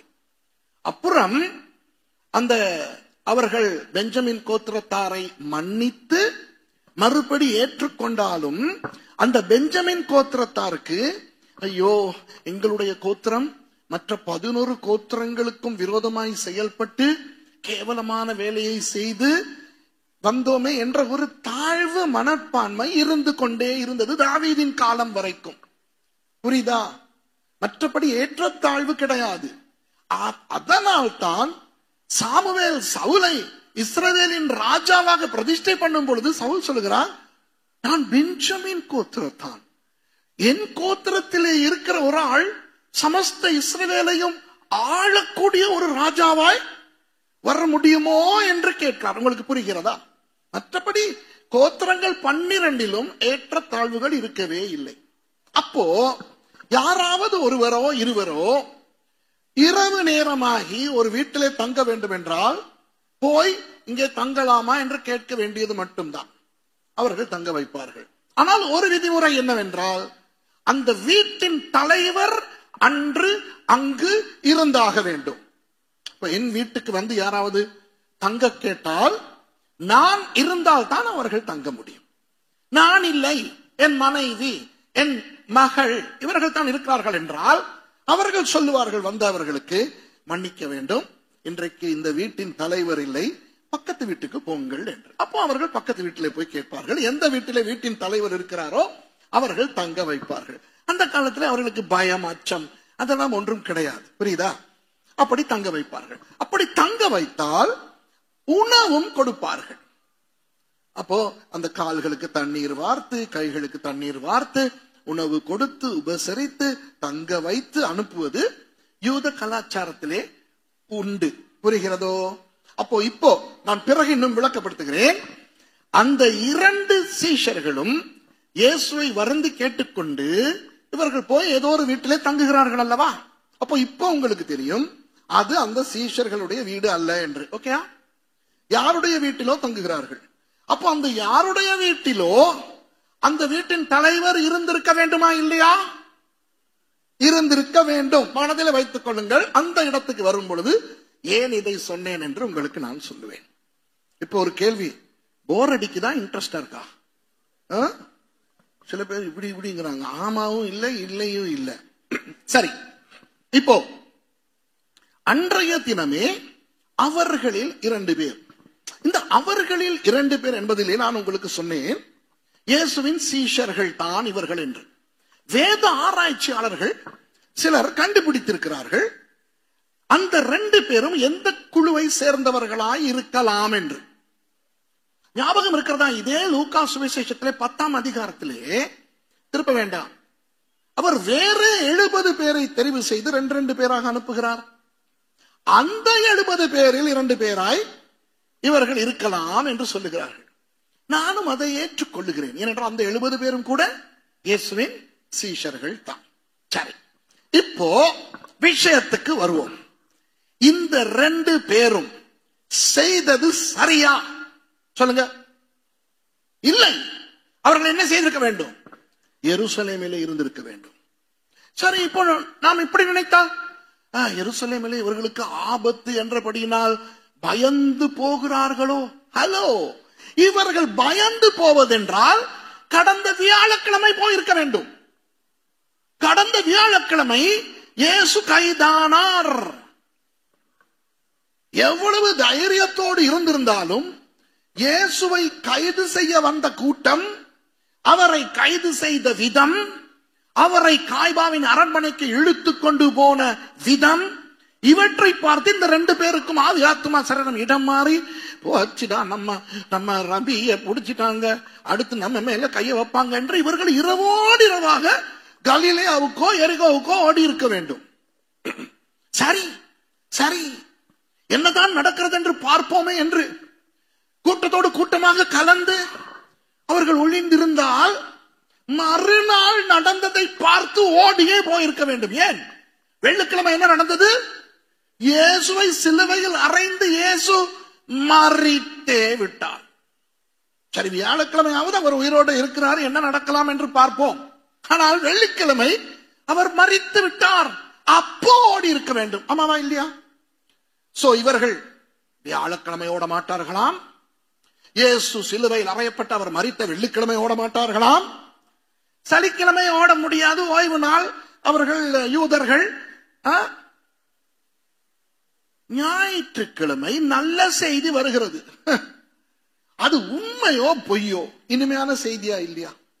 ஒரு நல்ல செய்தி வந்தால் அது என்ன அவசரம்? அது என்ன அவசரம்? இருந்து பார்த்து தொலைத்து விட்டுதான் போங்களேடா. உங்களுக்கு நாளைக்கு போக முடியாத இருக்க இடமா இல்லை? இவ்வளவு நாள் உங்களுக்கு எருசலேமில் இருக்க இடம் இருந்தது, அப்போ என்ன அவசரம் சொல்லுகிறேன். பிறகு அவர்களுடைய வாயிலே இருந்தே அர்த்தம் வருகிறது. அது நமக்கு பெரிய ஒரு ஆசீர்வாதமாகவும் சவாலாகவும் இருக்க போகிறது. புரிகிறதா? சரி, இப்போ இவர்கள் நீங்க சத்தமா ஆமா சொல்லணும், இல்லனா இல்லன்னு சொல்லணும். இந்த 2 பேரும் செய்தது சரியா? இல்ல, தவறு. அப்போ உங்களுக்கே தெரிகிறதே இந்த 2 பேரும் செய்தது தவறு என்று. அவர்களுக்கு தெரியாதா? சொல்லுங்க. என்ன இருந்தாலும் இவர்கள் இயேசுவோடு இருந்தவர்கள் அல்லவா? 24 மணி நேரமும் இல்லாவிட்டாலும் சீஷர்கள் என்ற ஒரு கூட்டத்தில் இருந்தவர்கள் அல்லவா? அந்த 70 பேரும் போய் பிசாசுகளை எல்லாம் துரத்தி விட்டு வந்தார்கள், ஞாபகம் இருக்கிறதா? அப்ப அவர்களில் 2 பேர் என்றாலோ அல்லது மரியாள், மார்த்தாள், லாசரு போன்ற சீஷர்களா இருந்திருந்தாலோ இவர்கள் எல்லாரும் இயேசுவின் மகத்துவங்களை கண்டவர்கள் அல்லவா? பொதுமக்களே இயேசுவின் அற்புதங்களை கண்டபோது அவர்களில் 2 பேராகிய இவர்கள் எத்தனை பிரசங்கங்களை, இயேசுவின் பிரசங்கங்களை கேட்டிருப்பார்கள், எத்தனை அற்புதங்களை பார்த்திருப்பார்கள். அப்படி இருக்க தாங்கள் செய்வது குற்றம் என்று அந்த 2 பேருக்கும் உணர்ந்திருக்குமா? உணர்ந்திருக்காதா? உணர்ந்திருக்கும். அப்படிப்பட்ட ஒரு குற்ற உணர்வை எப்படி அவர்கள் மேற்கொண்டார்கள்? அடுத்த வசனம் சொல்லுகிறது. வாசிங்கோ 14வது வசனம். இந்த குற்ற உணர்வை மறைப்பது, குற்ற உணர்வை மேற்கொள்வது. வாசிங்க. போகையில் இந்த வர்த்தமானங்கள் யாவையும் குறித்து அவர்கள் ஒருவரோடொருவர் பேசிக் கொண்டார்கள். ஆஹா, எருசலேமிலே இல்லை, போகிறது எருசலேமை விட்டு எம்மாவுக்கு, ஆனால் பேசிக்கொண்டு போவது எருசலேமை பற்றி. இது ஒரு மனோ தத்துவ சூட்சுமம். It's a psychological strategy. நிறைய கிறிஸ்தவர்கள் இன்றைக்கும் இதை செய்கிறோம். இப்ப இதை இணையத்தில் ஆன்லைன்ல நிறைய பேர் பார்த்துக்கிட்டு இருக்காங்க. நீங்கள் தப்பா எடுத்துக்கொள்ள வேண்டாம், இது உங்களை பற்றி நான் சொல்லவில்லை. நான் சொல்லுவது பொதுவாய் சொல்லுகிறேன். இப்போ ஆன்லைன்ல இருக்கிறவர்கள் அல்லது வேதாகம கல்லூரிக்கு நேரில் வர முடியாமல் ஆன்லைன்ல இருக்கிறவர்கள், அதை பற்றி நான் பேசவில்லை. இந்த கோவிட் வந்தது அல்லவா? கோவிட், இந்த கோவிட் லாக்டவுனுக்கு பிறகுதான் அநேக சபைகள் ஆராதனைகளை நேரலையிலே ஒளிபரப்ப ஆரம்பித்தது. பல சபைகள் அதற்கு முன்னையும் செய்தார்கள். ஆனால் கோவிட் காலத்திலே அநேகமாக எல்லா சபைகளும் செய்ய வேண்டிய ஒரு நிர்பந்தம். ஏன்? லாக்டவுன், போக முடியாது. அப்போ லாக்டவுன் காலத்திலே ஆண்டவருக்கு ஸ்தோத்திரம். ஜூம் டெக்னாலஜி, மற்ற இந்த இணைய வசதிகள், இவற்றுக்காக ஆண்டவருக்கு ஸ்தோத்திரம். 100 வருடங்களுக்கு முன்பு கோவிட் மாதிரி ஒன்று வந்திருந்தால் அவன் வீட்டிலே இருந்து வேதத்தை வாசித்திருக்க முடியுமே ஒழிய ஒரு ஆராதனையிலே கலந்து கொண்டிருக்க முடியாது. ஆகவே இப்படி நேரடியாக நேரலையிலே வருவதெல்லாம் பெரிய சந்தோஷம். கோவிட் முடிந்த பிறகு, லாக்டவுன் இல்லாமல் போன பிறகு எல்லாரும் சபைக்கு வர வேண்டுமா இல்லையா? வர வேண்டும். ஆனால் என்ன நடக்கிறது? நான் உலகெங்கும் போகிறேன். எத்தனையோ சபைகளிலே எண்ணிக்கை தபார் என குறைந்திருக்கிறது. காரணம், இந்த ஆன்லைன் சர்வீஸுக்கு பழகி விட்டபடியினால் ஒரு சிலர் அதையே ஆராதனையாக்கி இன்பமாய் வாழ தொடங்கி இருக்கிறார்கள். இப்ப நான் என்ன சொல்லுகிறேன் என்றால், ஒரு வியாதி, ஒரு பிரச்சனை, திடீர் எதிர்பாராத அனர்த்தம், இப்படிப்பட்ட காரணங்களின் போது ஆராதனைக்கு போக முடியாமல் வீட்டிலே இருந்து லைவிலே ஆராதனையிலே கலந்து கொள்வது தப்பல்ல. ஆகவே நான் உங்களை சொல்லவில்லை. நான் யாரை சொல்லுகிறேன் என்றால், சிலர் இருக்கிறார்கள், எந்த விதமான பிரச்சனையும் இல்லை, வியாதியும் இல்லை, நன்றாய் ஆராதனைக்கு போய் வரலாம். ஆனால் ஏதோ ஒரு சோம்பேறித்தனமோ அல்லது அங்கு போய் அங்கு வருகிற அந்த முகரை கட்டைகளை பார்த்து உள்ளே உறங்கிக் கொண்டிருக்கும் பிசாசுகளை எல்லாம் ஏன் எழுப்புவான்? அப்படி சில பேர் இருந்து ஆன்லைனிலே கலந்து கொள்வது உண்டு. வேறு சிலர் ஆராதனைக்கு போனால் காணிக்கையை போட வேண்டும், ஆன்லைனிலே பார்த்தால் காணிக்கை போட தேவையில்லை என்று காணிக்கையை காப்பாற்ற சிலர் ஆன்லைனிலே கலந்து கொள்வதும் உண்டு. சிலர் ஆராதனைக்கு வரும்போது தேநீர் குடித்துக் கொண்டு இருங்க, இந்த மாதிரி சாண்ட்விச் சாப்பிட்டு கொண்டு பண்ண முடியாது. ஆகவே வீட்டிலே காலுக்கு மேல் காலை போட்டுக்கொண்டு, ஐயா என்றால் சாரத்தை லுங்கியை கட்டிக்கொண்டு, அம்மா என்றால் 3 நாளுக்கு முதல் போட்ட அதே நைட்டியோடு காலை தூக்கி முன்னாலே உள்ள சோபாவிலே போட்டு இதை சாப்பிட்டு கொண்டு இந்த ஆன்லைனிலே கேட்பது அந்த வசதிக்காகவா இருக்கலாம். ஏதோ இந்த ஆன்லைனிலே கலந்து கொள்ளுகிறார்கள். இப்ப என்ன பிரச்சனை தெரியுமா? வேதம் சொல்லுகிறது எபிரேயரிலே, சபை கூடி வருதலை சிலர் விட்டு விடுவது போல நீங்களும் விட்டு விடாதிருங்கள் என்று. இப்போ இவர்களுக்கு அந்த வசனத்தை மீறுகிறோமே என்ற குற்ற உணர்வு வராது. ஏன்? நம்முடைய உடம்பு இங்கிருந்தாலும் நம் மனம் சபையிலே. புரியுதா? இந்த 2 பேரும் எருசலேமை விட்டு போனாலும் மனம் எங்கே? எருசலேம். எதை பற்றி பேசிக்கொண்டு போகிறார்கள்? எருசலேமிலே நடந்ததை பற்றி பேசிக்கொண்டு போகிறார்கள். இதுதான் மனோ தத்துவ சூட்சுமம், அந்த குற்ற உணர்வை மறைக்க. இப்போ நீங்கள் யோசித்து பாருங்கள், இப்படி செய்கிறீர்களா என்று. விளங்குதா? இப்போ ஏதாவது ஒரு ஊழியம் நடக்கிறது என்று வைத்துக் கொள்வோம். அந்த ஊழியத்திலே பங்கு கொண்டு அதிலே ஆசீர்வாதமாய் இருப்பது ஒரு பெரிய விஷயமா இல்லையா? சில பேருக்கு அந்த ஆசை இருக்கிறது, சந்தர்ப்பம் இல்லை. அப்ப அவர்கள் என்ன செய்வார்கள்? ஐயோ, எனக்கு லீவே கிடைக்க மாட்டேன் என்கிறது. அந்த சுவிசேஷ ஊழியம் செய்கிறீர்கள், நான் ஏதாவது ஒரு பணத்தை கொடுக்கிறேன் அல்லது நான் சமைத்து அனுப்புகிறேன், ஏதாவது ஒரு விதத்திலே நான் பங்கு கொள்ளுகிறேன் என்று செய்வார்கள். மிகவும் நல்லது. சிலர் குற்ற உணர்வை மறைப்பதற்காக இவர்களுக்கு முடியும் கலந்து கொள்ள, இவர்களுக்கு முடியும் அதை செய்ய, ஆனால் பணத்தை கொடுத்து சம்பந்தப்பட்டுட்டோம் அப்படின்னு ஒரு குற்ற உணர்வை மறைத்து வாழ்வது. இப்ப புரிகிறது அவங்களுக்கு? ஆகவே அன்று கிளையோப்பாவும் மற்றவரும் செய்ததை என்று அநேகர் செய்கிறோம். இப்போ கூட, இப்ப மாத்திரமல்ல, விசேஷமா ஞாயிறு ஆராதனையில ஏதாவது ஒரு காற்று உங்களை உரசிக்கொண்டு போகிறது போல தெரிந்தால் அது ஏசியோ ஃபேனோ அல்ல. நிறைய பேர் தங்கள் ஆவியை சபைக்கு அனுப்பியிருக்கிறார்கள். அந்த ஆவிதான் அங்கும் இங்கும் உலாவுகிறது. சில பேரை கண்டா சொல்லுவாங்க, ஐயோ என்னால கூட்டத்துக்கு வர முடியல, ஆனா I was there in my spirit. வணங்குதா? இப்ப கூட கவனம், ஏதாவது உரசிச்சுன்னு சொன்னா அது பேய் அல்ல.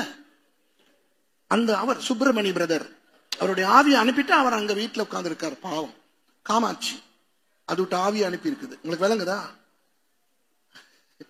அப்போ இவர்களுடைய குற்ற உணர்வை மறைப்பதற்கு என்ன செய்வார்கள்? சபையை பற்றி பேசிக் கொண்டிருப்பார்கள், ஆன்லைனிலே அதை போடுவார்கள். சில பேரை கேட்டால் சொல்லுவார்கள், ஞாயிற்றுக்கிழமை காலையில இருந்து இரவு வரை தொடர்ந்து கிறிஸ்தவ பாட்டு தான் வீட்டிலே கேட்குமா. பெரிய திருப்தி. ஆராதனைக்கு போகவில்லை அல்லவா, அந்த குற்ற உணர்வே இல்லை. ஏன்? முழுக்க முழுக்க கிறிஸ்தவ பாட்டு. திங்கள் முதல் சனிக்கிழமை வரை முழு நாளும் டிவி சீரியல். அடிக்கடி நான் இந்தியாவுக்கு வந்து சொல்வேன், உங்களுடைய சீரியல்களை இலங்கைக்கு அனுப்பி அங்க இருக்கின்ற பெண்களையும் நாசமாக்கி கொண்டிருக்கிறீர்கள். இப்போ அவன் சேட்டலைட்ல விஜய் டிவி, சன் டிவி, கலைஞர் டிவி, அந்த டிவி, இந்த டிவி என்று. ஆனா ஞாயிற்றுக்கிழமை ஞாயிற்றுக்கிழமை காலையில இருந்து இரவு வரை ஆசீர்வாதம் டிவி, ஏஞ்சல் டிவி எல்லாம் போட்டு. நிறைய பேர் ஏஞ்சல் டிவி பார்க்கறது காமெடி சேனல் மாதிரி, சிரிக்கிறது. அப்ப பாருங்க, இவர்கள் 2 பேரும் பிழையான ஒன்றை செய்கிறார்கள். குற்ற உணர்வை மறைக்க எருசலேமில் நடந்தவற்றை பேசிக் கொண்டு போகிறார்கள். புரிகிறதா? இப்போ சொல்ல போகிறேன் ஏன் லூக்காவிலே மாத்திரம் இது எழுதப்பட்டிருக்கிறது என்று. வேதாகம கல்லூரியிலே படித்தவர்களுக்கு தெரியும், 4 சுவிசேஷங்களுக்கும் 4 நோக்கம் இருந்ததல்லவா. மத்தேயு இயேசுவை ராஜாவாக யூதர்களுக்கு காட்டுகிறார், மேசியாவாக, ராஜாவாக. மாற்கு இயேசுவை ஊழியக்காரராக ரோமர்களுக்கு காட்டுகிறார். யோவான் இயேசுவை தேவனாக அல்லது தேவகுமாரனாக யூதர்களுக்கு காட்டுகிறார். ஆனால் லூக்கா இயேசுவை எப்படி காட்டுகிறார் தெரியுமா? மனுஷனாக, மனுஷகுமாரனாக. அப்போ ஒரு மனுஷனுக்கு இருக்கின்ற உணர்வு என்ன தெரியுமா? மனுஷத்தன்மை. மனுஷத்தன்மை என்றால் என்ன? புரிந்து கொள்ளுகிற சுபாவம். இப்போ நான் ஒருவரை புரிந்து கொள்ள வேண்டும் என்றால் நான் அவரை போல இருந்தால் தான் எனக்கு அவரை புரிந்து கொள்ள முடியும். இப்போ நான் ஒரு கணவன், ஆகவே பரிதாபத்துக்குரிய கணவன்மாரனுடைய நிலையை நான் அனுபவ ரீதியாய் அறிந்திருக்கிறேன். எத்தனை பேர் அதை உண்மையை ஒத்துக்குருவார்களோ தெரியாது. விளங்குதா? புரியுதா? ஒரு கணவனாய் இருக்கிறது எவ்வளவு கஷ்டம். வாலெட்ட காப்பாற்றுறதுக்கு வழியே இல்லை. நான் வாலெட்ல பணம் வச்சிருப்பேன். ஒரு நாள் பைக்ல பெச் ஆயிருச்சு. ஒரு காட்டு பாதையிலே என்னுடைய 2 வீலர் பெச் போய்விட்டது. அப்போ அதை போடுறதுக்கு எல்லாம் பெச் எல்லாம் போட்டதுக்கு பிறகு எவ்வளவுன்னு கேட்டு தள்ளிக்கிட்டு போனேன். ரொம்ப தூரம் தள்ளிக்கிட்டு போயிட்டு ஒரு இடத்த கண்டுபிடிச்சு எல்லாம் போட்டதுக்கு பிறகு எவ்வளவுன்னு கேட்டு பேச திறந்தா ஒண்ணும் இல்லை. ஆனா இருங்க, பயப்படாதீங்க. இதுக்காகவே நான் கள்ளத்தனமா அந்த பர்ஸ்ல சில இடங்களை, ஒரு 7-8 இடங்கள்ல நான் ஒளிச்சு வச்சிருப்பேன். கைய விட்டேன், காணா. அடுத்தல கைய விட்டேன், காணா. எனக்கு இப்ப கோபமும் அவமானமும் காலில இருந்து மேலே வரை வருகிறது. என்னுடைய கள்ள பர்ஸ் ஒண்ணுலையும் ஒரு பைசா இல்ல, முழுக்க எம்டி பர்ஸ். இது யாருக்கும் தெரியாது. எடுத்தேன் மர்சிக்கு கால். மர்சி, என்கிட்ட பர்ஸ்ல இருந்து காசு எடுத்தியா? ஆமா. அந்த உள்ளுக்கு இருந்தெல்லாம் எடுத்தியா? எடுத்தேன். உனக்கு எப்படி தெரியும்? கைய விட்டு பார்த்தேன், இருந்துச்சு. வழங்குதா? ஆகவே ஒரு கணவனாக அப்ப நான் திருமணம் செய்யாவிட்டால் இந்த அனுபவம் எனக்கு புரியுமா? நான் நிறைய பேர் உங்கள் பிள்ளையை வளர்ப்பது எப்படி என்று உங்களுக்கு ஆலோசனை கொடுக்கிற நிறைய பேரை பாருங்கள், அவர்களுக்கு பிள்ளையே இருக்காது. விளங்குதா? சொல்லுவாங்க ஜோக்குக்கு, 10 புள்ள பெத்தவளுக்கு ஒரு புள்ள பெத்தவ முக்கி காட்டினாலாம். விளங்குதா? 10 புள்ள பெத்தவளுக்கு ஒரு புள்ள பெத்தவ. அப்படி முடியாது. ஒருவரை நான் புரிந்து கொள்வது. இப்ப நான் பெண்களை புரிந்து கொள்ள என்னால் முடியுமா? முடியாது. அப்போ தாத்தாமாரை புரிந்து கொள்ள என்னால் முடியாது. நான் தாத்தாவானால் தான் அந்த தாத்தா பேரர்களுடைய உறவை பற்றி நான் புரிந்து கொள்ள முடியும். இப்போ இயேசு தேவன். அப்போ அவர் சர்வ வல்லவராய் இருந்தாலும் அவர் மனுஷனுடைய விரக்தி, மனுஷனுடைய வேதனை, மனுஷனுடைய மன அழுத்தம் என்பவற்றை அவர் கேள்விப்பட்டுத்தான் தெரிந்து கொள்ள வேண்டுமே ஒழிய அதை அவர் அனுபவிக்க முடியாது. ஆனால் நமது ஆண்டவராகிய இயேசு மனுஷனாய் வந்து மனுஷனாய் வாழ்ந்து அவர் தாமே எல்லாவற்றிலும் சோதிக்கப்பட்டதினால் சோதிக்கப்படுகிறவர்களுக்கு உதவி செய்ய வல்லவராயிருக்கிறார். ஆமென். அவர் இப்போதான் உயிரோடு எழும்பி இருக்கிறார். மகதலேனா மரியாளுக்கு மாத்திரம் தான் காட்சி கொடுத்திருக்கிறார். இப்போ மகதலேனா மரியாள் ஓடி போய் சொல்லி பேதுரு யோவான் வந்து பார்த்து விட்டு அவர்கள் போய்விட்டார்கள். இதை பார்க்கிற இயேசுவானவர் காண்கிறார். அதோ அந்த கிளையோப்பாவும் மற்றவனும் போகிறார்கள். அவருக்கு தெரிகிறது அவன் ஏன் போகிறான் என்று. பிறகு காரணத்தை நான் சொல்லுகிறேன், அவர்கள் வாயிலிருந்தே வரும். ஆனால் இயேசு என்ன செய்கிறார் தெரியுமா? மற்ற 11 சந்திப்பதை விட, தன் பௌத்திக தாயாகிய மரியாளை சந்திப்பதை விட, கலிலேயாவுக்கு போவதை விட, நான் அவர்களுடைய நிலைமைக்கு இறங்கி அவர்களோடு நடந்து அவர்களை மறுபடியும் நான் சேர்த்துக் கொள்வேன் என்ற அந்த மனதுருக்கத்தில் இயேசு செயல்படுகிறபடியினால் லூக்கா சுவிசேஷத்திலே மாத்திரம் இது எழுதப்படுகிறது. புரியுதா? மனிதத்துவம், உயிர்த்தெழுந்த இயேசு அந்த மனுஷத்தன்மையினால் அவர் செயல்படுகிறார். அடுத்த வசனத்தை வாசிங்க. இப்படி அவர்கள் பேசி சம்பாஷித்துக் கொண்டிருக்கையில் இயேசுதாமே சேர்ந்து அவர்களுடனே கூட நடந்து போனார். பாத்தீங்களா? எவ்வளவு இதிலிருந்து நாம் தெரிந்து கொள்வோம். நாம் பலவீனமானவர்கள். நாமும் இந்த மாதிரியான தவறுகளை செய்யலாம். இப்ப எத்தனை பேருக்கு இந்த நான் ஆன்லைன் கதையை சொன்ன போது குத்துப்பட்டதோ எனக்கு தெரியாது, எனக்கு தெரிய தேவையும் இல்லை. ஆனால் ஏன் ஆண்டவர் என் மூலமாகவாவது இதை சொல்ல வைக்கிறார்? குற்றம் சாட்ட அல்ல, நியாயம் தீர்க்க அல்ல, அவர்களை மறுபடியும் விழுந்த இடத்தில் இருந்து ஏற்படுத்த. புரிகிறதா? ஏற்படுத்த. இப்போ இந்த இடத்துல இந்த எருசலேம், எம்மாவு என்ற 2 இடங்களையும் பற்றி நான் உங்களுக்கு சொல்லி ஆக வேண்டும். அவர்கள் ஏன் போகிறார்கள் என்பது பிறகு அவர்களுடைய வாயாலே பார்ப்போம். ஆனால் அவர்களால் எப்படி இலகுவாக போக முடிந்தது என்று நான் உங்களுக்கு சொல்ல போகிறேன். இது நமக்கு பெரிய ஒரு கண் திறப்பை கொடுக்கும். நமக்கு இது ஒரு ஆசீர்வாதமான விஷயமாக அமையும். சரி, புவியியல் ரீதியாக எருசலேமையும் எம்மாவுவையும் பார்ப்போம். நிறைய பேர் எழுதுகிறீர்கள், சந்தோஷமாக இருக்கிறது. நீங்கள் எழுதிக் கொள்ளுங்கள். எருசலேம் கடல் மட்டத்திலே இருந்து 1575 அடி உயரத்திலே இருக்கிறது. கடல் மட்டத்திலே இருந்து 1575 அடி உயரத்திலே இருக்கிறது. எம்மாவு கடல் மட்டத்திலே இருந்து வெறும் 460 அடி உயரத்திலே இருக்கிறது. வாவ், வெறும் 460. அப்போ எருசலேமுக்கும் எம்மாவுக்கும் இடையில் இருக்கின்ற உயர வித்தியாசம் என்ன? 1100 என்று வைத்துக் கொள்வோம். கிட்டத்தட்ட 1100 அடி தூரத்தை பற்றி சொல்லப்பட்டிருக்கிறது. 7 அல்லது 8 மைல், கிலோமீட்டரில் சொல்வதென்றால் 12-13 கிலோமீட்டர். இன்று நான் பிரதர் ராஜனோடு பாஸ்டர் விசுவாசத்தோடு பேசிக் கொண்டிருக்கும் பொழுது நான் சொன்னேன், செப்டம்பர் 17ஆம் தேதி ஒரு தமிழ் குழுவை கூட்டிக் கொண்டு இஸ்ரவேலுக்கு போவதற்கு பிரதர் ராஜன் ஒழுங்கு செய்திருக்கிறார். அதிலே நானும் கலந்து கொள்ளுகிறேன். அப்போ இன்று நான் பிரதர் ராஜனுக்கு சொன்னேன், பிரதர், நான் இன்றைக்கு எம்மாவுவை பற்றி பேச போகிறபடினால் நம்முடைய செப்டம்பர் 17 குரூப்பிலே எம்மாவுவையும் சேர்த்துக் கொள்ளுங்கள், அந்த இடத்தை போய் காட்ட வேண்டும் என்று. சரியா? இன்றும் அந்த எம்மாவுவை பார்த்தால் நமக்கு புரியும் அந்த எம்மாவு எப்படி இருக்கிறது என்று. அப்போ எருசலேமிலிருந்து எம்மாவுக்கு வெறும் 12 அல்லது 13 கிலோமீட்டர் தூரம், 1100 அடி உயர வித்தியாசம் என்றால் எருசலேமிலிருந்து எம்மாவுக்கு போவது லேசா இல்லையா? லேசு. ஏன்?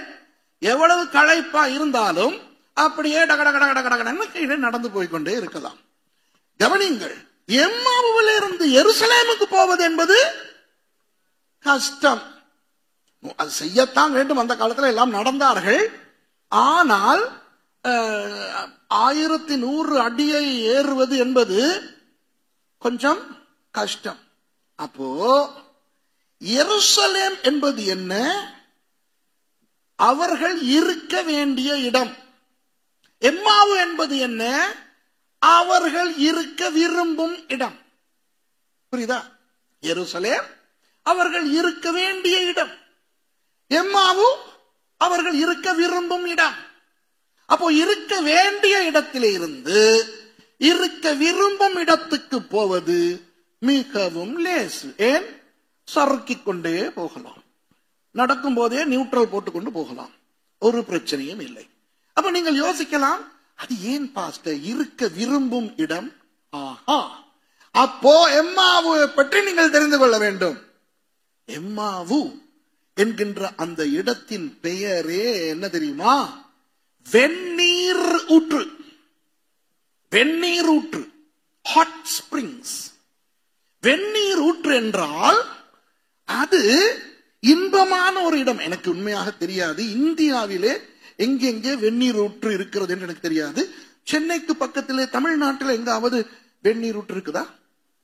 ஹாட் ஸ்பிரிங்ஸ் இல்லையா? யாராவது இலங்கையை பற்றி தெரிந்தவர்கள், இலங்கையர்கள் யாராவது இருக்கிறீர்களா? திருகோணமலை என்கின்ற இடத்திலே வெந்நீர் ஊற்று இருக்கிறது. நான் அதை பற்றி ஒரு சுவாரஸ்யமான ஒரு கதையை சொல்லுகிறேனா. அந்த வெந்நீர் ஊற்று, அவர்களுடைய மூட நம்பிக்கை என்னவென்றால், ராவணன் வந்து 7 இடத்திலே குத்தினபடியினால் அந்த ஊற்றுகள் தோன்றினது என்று சொல்லுவார்கள். அது கட்டுக்கதை. ஆனால் அந்த 7 வெந்நீர் ஊற்று கிணறுகளும், பெரிய கிணறுகள் 2-3 இருக்கிறது, ஒரு 4 சின்ன ஊற்றுகள் இருக்கிறது. அந்த 7 வெந்நீர் கிணறுகளினுடைய வெப்பநிலையும் வித்தியாசம். அது ஒன்று இருக்கிறது, அது தேநீரே போட்டு குடிக்கலாம், அவ்வளவு சூடு. அந்த கீழே சுண்ணாம்பு கற்கள் இருக்கிறபடினால் வெந்நீர் ஊற்று. நீங்க எத்தனை பேர் ஏதாவது ஒரு நாட்டிலே ஏதாவது ஒரு வெந்நீர் ஊற்றுக்கு போனவர்கள் உண்டா? எங்க? நேபாள். நீங்க? ஓகே. அப்போ இதற்காகவாவது நீங்கள் இலங்கைக்கு போய் திருகோணமலைக்கு போய் வெந்நீர் ஊற்ற இறங்கத்தான் வேண்டும். ஆனால் வெளிநாட்டுக்காரர்களுக்கு இலங்கை பணம் 500 ரூபாய் டிக்கெட், இலங்கையர்களுக்கு 50 ரூபாய் டிக்கெட். அப்போ இப்போ நிறைய இலங்கையர்கள் வெளிநாடுகளில் வாழ்ந்து வெளிநாட்டு பாஸ்போர்ட்டில் இருக்கிறார்கள் அல்லவா, அவர்களை பிடிப்பதற்கு அந்த செக்யூரிட்டி அந்த இடத்திலே வருவான்.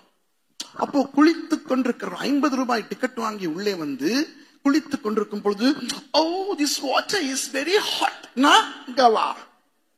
450 ரூபாய் எக்ஸ்ட்ரா கொடு, விளங்குதா? அப்படியெல்லாம் நடக்கும். அந்த 50 ரூபாய் டிக்கெட் எடுத்துக்கொண்டு அந்த இடத்துக்கு போனாலும் வாளிகள் வைத்திருக்கிறார்கள். அந்த வாளியிலே கயிறு போட்டு அள்ளும் போது ஒழுகும், அந்த தண்ணீர் எல்லாம் ஒழுகும் முன்பு உடம்பிலே போட்டுக்கொள்ள வேண்டும். இப்போ வெந்நீரூற்றுக்கு போய் நீராடுபவர்கள் அங்கு போய் அழுக்கு போக குளிப்பதில்லை, அது இன்பத்துக்கு, அது என்ஜாய். விளங்குதா உங்களுக்கு? அது ஒரு சுற்றுலா தளம். சமீபத்திலே என்னுடைய பாஸ்டர்மாரை எல்லாம் நான் கூட்டிக் கொண்டு போனேன். அங்கே எல்லாரும் தண்ணீர் அடித்து விளையாடுகிறோம், சுடு தண்ணீரை ஊற்றுகிறோம், எங்களுக்கு பெரிய சந்தோஷம். ஒரு பாஸ்டர் காணாமல் போய்விட்டார். பாஸ்டர் பிரசாந்த காணாம். எங்கடானா அங்க இருக்கிற ஒரு கிணறுல 2 பாஸ்டர்மார், நம்ம பாஸ்டர் டேனியும் இன்னொரு பாஸ்டர் மேல இருந்துகிட்டு கீழே இருந்து என்னமோ பண்றாங்க. போய் பார்த்தால் இந்த வெளிநாட்டுக்காரர்கள் ஏதோ ஒரு மூட நம்பிக்கையிலே இந்த கிணறுகளுக்கு சில்லறைகளை வீசுகிறார்கள். இந்த கிணறுகளிலே எல்லாம் சில்லறை. பாஸ்டர் பிரசாந்துக்கு சில்லறையை பார்த்தவுடன் சோதனை மேலிட்டு அவர் கொதித்து விட்டார். கொதித்து சுழியோடி சில்லறைகளை கொண்டு வர அதை பெற்றுக்கொள்ள 2 பாஸ்டர்மார். ஒரு ஆள்கிட்ட டிக்கெட்டே கவர் பண்ணியாச்சு அந்த சில்லறையில. புரியுதா? அப்ப நான் என்ன சொல்லுகிறேன் என்றால், அந்த வெந்நீர் ஊற்றுக்கு யாரும் அழுக்கு போக நீராடவோ அல்லது முக்கியமான விஷயத்துக்காக போவதில்லை. அவர்கள் ஏன் போவார்கள்? சுற்றுலா இன்பத்துக்காக, சந்தோஷமா இருக்க போவார்கள். இப்போ புரிகிறதா? இந்த 2 சீஷர்களும் எருசலேமை விட்டு போகும்பொழுது எங்கே போகிறார்கள்? வா மச்சான், ஊருக்கு போக வேண்டாம், இப்போ இந்த நடந்த சில விஷயங்களால் மனம் கொஞ்சம் பாதிக்கப்பட்டிருக்கிறது, ஒரு வெக்கேஷன் எடுத்து அப்படியே எம்மாவு போய், யூதர்கள் தான் யார் வீட்டு வேண்டுமானாலும் தங்கலாமே, போய் ஒரு சில நாட்கள் அங்கு தங்கி வெந்நீராடி ஆறுதலாய் போவோம் என்று இவர்கள் எங்கே போகிறார்கள்? இன்பம் அனுபவிக்க போகிறார்கள். இப்ப விளங்குதா? எருசலேம் என்றால் அந்த நேரத்தில் அவர்களுக்கு துன்பம். ஏன்? பயம். அவர்களுடைய எஜமானையே சிலுவையில் அறைந்து விட்டார்கள், இவர்களும் பிடிபட்டால் ஆபத்து. அப்போ தேவன் நாம் இருக்க வேண்டும் என்று விரும்புகிற இடம் ஆபத்துள்ள இடமாய் இருக்கலாம், அவ்வளவு இருக்க விருப்பம் இல்லாத இடமாய் இருக்கலாம், கொண்டாட்டங்கள் சுபீட்சங்கள் செழிப்பு எல்லாம் இல்லாத இடமாய் இருக்கலாம். ஆனால் தேவன் நாம் இருக்க விரும்பும் இடத்திலே நாம் இருந்தால்தான் ஆசீர்வாதம். இன்றைக்கு நிறைய ஊழியக்காரர்களும் சரி, கிறிஸ்தவர்களும் சரி, இவர்கள் இருக்க வேண்டிய இடத்தை விட்டு இருக்க விரும்பும் இடங்களுக்கு நழுவி போய், ஆங்கிலத்தில் சொல்லுவோம் கம்ஃபர்ட் ஜோன், தங்களுக்கு இருக்க விருப்பமான சுவாத்தியத்துக்குள்ளே அகப்பட்டுக் கொள்கிறார்கள். புரிகிறதா? நான் பாஸ்டர் பேனி போன்றவர்களை உண்மையாக பாராட்டுவேன். நான் ஒரு காலத்தில் செய்ததை அவர் இப்போ செய்தார்.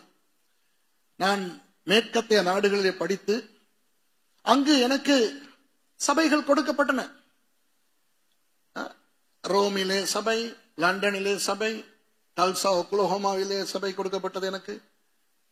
ஆனால் ஆண்டவர் சொன்னார், நீ இலங்கைக்கு போ, நான் ஆண்டவரோடு சண்டை பிடித்தேன். நான் தான் குப்பையில இருந்து எளியவனை தூக்கி எடுப்பேன் என்று சொல்லி முடித்து விட்டீர், அது ஏன் எனக்கு மட்டும் மறுபடியும் குப்பைக்கே அனுப்புவேன் என்று சொல்லுகிறீர் என்று. அப்போ நான் 96ஆம் ஆண்டு வந்து விட்டேன். பாஸ்டர் பெனி அமெரிக்காவிலே படித்தார். அவர் அங்கேயே இருந்திருக்கலாம். இப்போ அவர் அங்கே இருந்து ஒரு சபையிலே ஊழியக்காரராக இருந்தால் அப்போவும் அவர் பாஸ்டர் பெனி தானே, அப்போவும் அவர் தேவனுடைய ஊழியக்காரன் தானே. ஆனால் அவர் எங்கே இருக்க வேண்டும் என்று தேவன் விரும்புகிறார், இங்கே. அப்போ எனக்கும் இருக்க ஆசை அமெரிக்கா, இருக்க ஆசை ஐரோப்பா, ஆனா இருக்க வேண்டிய இடம் இலங்கை. இப்ப நம்முடைய வாழ்க்கையில இது இருக்கிறது. நமக்கெல்லாம் இருக்க ஆசையான இடம், ஊழியம் செய்ய ஆசையான இடம் எல்லாம் இருக்கலாம்.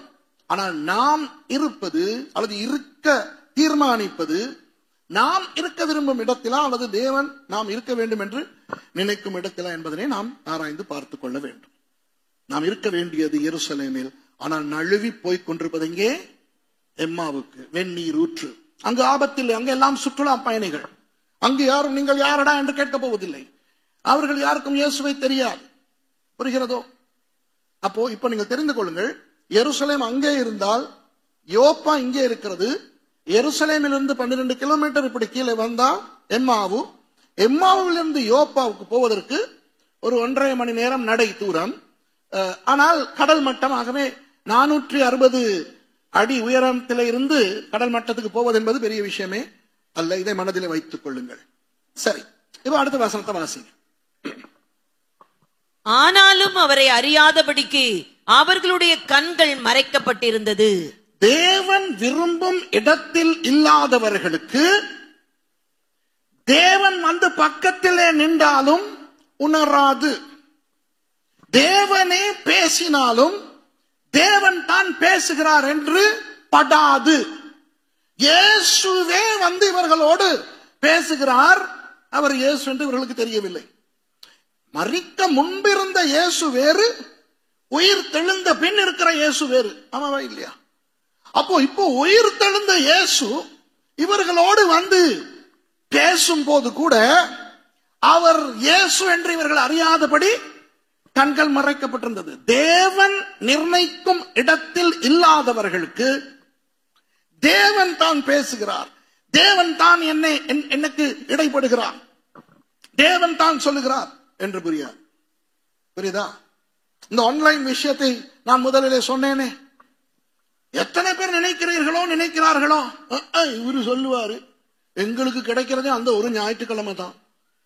அந்த ஞாயிற்றுக்கிழமை நாங்க கொஞ்சம் தூங்கி லேட்டா எழும்பி கொஞ்சம் வேலைகளை செஞ்சு கொஞ்சம் ரிலாக்ஸா இருந்து, அதுக்கு ஆன்லைன் ஒரு ஆசீர்வாதமாய் வந்திருக்கிறது. இவர் அது எபிரேயர் அந்த வசனம், அந்த 10:25 வசனம், 10:25 9:24 எங்கயோ ஏதோ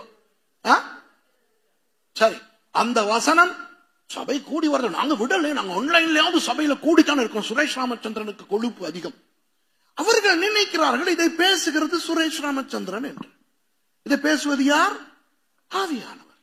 ஏன்? ஆண்டவருக்கு வேண்டும் நாம் அவர் நிர்ணயிக்கும் இடத்தில் இருப்பதற்கு. அப்போ இயேசு வந்து இவர்களோடு இணைந்து கொள்கிறார், அவர்களுடைய கண்கள் மறைக்கப்பட்டிருக்கிறது. இப்போ இயேசு நடிக்கிறார். பாருங்கள், வாசிங்க அடுத்த வசனத்தை. இயேசுவானவர் நடிக்கிறார். அப்பொழுது அவர் அவர்களை நோக்கி, நீங்கள் துக்கமுகம் உள்ளவர்களாய் வழிநடந்து ஒருவருக்கொருவர் சொல்லிக் கொள்கிற காரியங்கள் என்னவென்று கேட்டார். அடுத்த 2 வசனங்களையும் வாசிங்க. அவர்களில் ஒருவனாகிய கிளையோப்பா என்பவன் பிரதியுத்தரமாக, இந்நாட்களில் எருசலேமிலே நடந்தவைகளை அறியாதபடிக்கு நீர் அந்நியராய் இருக்கிறீரோ என்றார். அவர் எவைகள் என்றார். அதற்கு அவர்கள், நசரேயனாகிய இயேசுவை குறித்தவைகளே. அவர் தேவனுக்கு முன்பாகவும் ஜனங்கள் எல்லாருக்கும் முன்பாகவும் செய்கையிலும் வாக்கிலும் வல்லமையுள்ள தீர்க்கதரிசியாய் இருந்தார். ஓகே, அப்போ இயேசுவானவர் நடிக்கிறார். இயேசு என்ன கேட்கிறார் இவர்களிடத்திலே? என்ன 2 பிரதர்ஸ் மூஞ்ச பார்த்தா துக்கமா இருக்கு, என்ன பேசிக்கொண்டு போகிறீர்கள், கவலையோடு போகிறது மாதிரி தெரிகிறது என்று. அப்போ அவர்கள் ஒருவர் பேசுகிறார். அவருடைய பெயர் என்னவா? கிளையோப்பா. இப்போ எனக்கு ஒரு பெரிய பிரச்சனை இருக்கிறது, அது வர அந்த பிரச்சனைக்கு வரேன். அப்போ இவர் கேட்கிறார், ஏவைகள் எப்படி நடிப்பு? நசரேயனாகிய இயேசுவை பற்றினதுதான். எப்படி நடிப்பு? ஆண்டவர் சில நேரம் நம்மிடத்துல வந்து கேள்வி கேட்கும் பொழுது அவர் பேசுகிற மாதிரி இருக்கார். விளங்குதா? சில நேரம் உங்கள் பக்கத்து வீட்டு கிறிஸ்தவர் அல்லாத பெண் உங்ககிட்ட கேட்கணும், அக்கா இன்னைக்கு சேர்த்துக்கு போலையா? குத்தணும், உள்ளுக்கு குத்தாது. ஏன் தெரியுமா? அதுவே ரட்சிக்கப்படல. நான் சர்ச்சுக்கு போனா என்ன, போகல. சில நேரம் விளையாமோடு கழுதை கொண்டு பேசின தேவன் பக்கத்து விட்டு சுப்புலட்சுமி மூலமாய் நமக்கு குத்தலாம். சுப்புலட்சுமி ரட்சிக்கப்பட வேண்டும், அது வேறு. ஆனால் அது கேட்கிறதே, அக்கா சர்ச்சுக்கு போலையா? குத்தணும். வழங்குதா? மச்சான் ஃபுட்பால் மேட்ச் பாப்போம் மச்சான். எப்ப? சண்டே. நீ தான் சண்டே சர்ச்சுக்கு போவியே, அது குத்தணும். விளங்குதா? சில நேரம் ஆண்டவர் மிருகங்கள் மூலமாவே பேசுகிறவர், மற்றவர்கள் மூலமாக பேச மாட்டாரா? என்ன யோசிங்கள். ஆனால் உணராது. ஏன் உணராது? ஒரு போலியான திருப்தி, ஒரு போலியான நிம்மதி, ஒரு போலியான கான்பிடன்ஸ், உறுதி. விளங்குதா? இப்ப கிளையோப்பா என்றால் என்னவென்று பிறகு சொல்லுகிறேன். இப்ப எனக்கு ஒரு பிரச்சனை. என்ன பிரச்சனை தெரியுமா? எத்தனை பேர் போகிறார்கள்? 2 பேர். இந்த முழு சம்பவத்திலும் அந்த ஒருவனுடைய பெயர் சொல்லப்படுகிறது, கிளையோப்பா. எனக்கு இருக்கிற பிரச்சனை என்னவென்றால், ஆவியானவரே நீங்கள் தானே எழுதுகிறீர்கள் லூக்காவை கொண்டு, 1 2 பேருடைய பெயரையும் சொல்லுங்கள், அல்லது கிளையோப்பா என்று சொல்ல தேவையில்லை. அப்போ ஒருவனுடைய பெயரை சொல்லாமல் இன்னொருவனுடைய பெயரை கிளையோப்பா என்று சொன்னார் என்றால் அதிலேயும் ஏதாவது ஒரு காரணம் இருக்கத்தான் வேண்டும். அந்த காரணத்தை பிறகு நான் உங்களுக்கு சொல்லுகிறேன். புரியுதா? இப்போ அந்த வாசித்த கடைசி வசனத்தை வாசியுங்கள். இப்போ அவர்களுடைய வாயிலே அவர்கள் காரணத்தை சொல்லுகிறார்கள். கவனிங்க, தங்களை அறியாமலேயே கிளையோப்பா காரணத்தை சொல்லுகிறான். அவர் அவைகள் எவைகள் என்றார்? அதற்கு அவர்கள் நசரேயனாகிய இயேசுவை குறித்தவைகளே. இப்ப கவனிங்க, அவர் தேவனுக்கு முன்பாகவும் ஜனங்கள் எல்லாருக்கும் முன்பாகவும் செய்கையிலும் வாக்கிலும் வல்லமையுள்ள தீர்க்கதரிசியாய் இருந்தார். அதாவது இந்த நசரேயனாகிய இயேசு இருக்கிறாரே, இயேசு, அவர் தேவனுக்கு முன்பாகவும் சரி மனுஷருக்கு முன்பாகவும் சரி மகா வல்லமை உள்ள தீர்க்கதரிசி. ஆவிக்குரிய ரீதியில் அவர் சூப்பரோ சூப்பர், 100க்கு 100% ஆவிக்குரிய ரீதியில். ஆனால் அடுத்த வசனத்தை பாருங்க. நம்முடைய பிரதான ஆசாரியரும் அதிகாரிகளும் அவரை மரண ஆக்கினைக்குட்படுத்தி சிலுவையில் அறைந்தார்கள். சிலுவையில் அறைந்தார்கள். இப்போ காரணத்தை சொல்லுகிறார்கள். அடுத்த வசனத்தில் 21ஆம் வசனத்தில் காரணத்தை சொல்லுகிறார்கள். அவரே இஸ்ரவேலை மீட்டு ரட்சிப்பவர் என்று நாங்கள் நம்பியிருந்தோம். இவைகள் சம்பவித்து இன்று 3 நாள் ஆகிறது. இப்போ என்ன காரணம்? அவரே இஸ்ரவேலை மீட்டு ரட்சிப்பவர். இதை விளக்கப்படுத்துகிறேன், கேளுங்கள். இதிலே வருகிற மீட்பும் ரட்சிப்பும் ஆவிக்குரிய மீட்பும் அல்ல, ஆவிக்குரிய ரட்சிப்பும் அல்ல. அப்போ என்ன? ரோமர்களுடைய கட்டுப்பாட்டிலே யூதர்களாகிய நாங்கள் இத்தனை நூற்றாண்டுகள் இருக்கிறோம். காலாகாலமாக என்றைக்கு பாபிலோனிலிருந்து திரும்பி வந்தோமோ அன்றிலிருந்து எங்களுக்கு ஒரு ராஜா வேண்டும், எங்களுக்கு ஒரு தனி ஆட்சி வேண்டும், நம்மவனே நம்மை ஆள வேண்டும் என்று ஏங்கிக் கொண்டிருக்கிறோம், ஜெபித்துக் கொண்டிருக்கிறோம். ஆனால் திரும்பி வந்ததிலிருந்து கிமு 333 வரை யார் இவர்களை ஆண்டது? பர்ஷியர்கள். கிறிஸ்துவுக்கு முன் 333 146 வரை இவர்களை யார் ஆண்டது? கிரேக்கர்கள். கிறிஸ்துவுக்கு முன் 146 இருந்து கிபி 70 வரை, அதாவது இப்போ இந்த சம்பவம் நடக்கின்ற காலத்தில் எல்லாம் இவர்களை ஆளுவது யார்? ரோமர்கள்.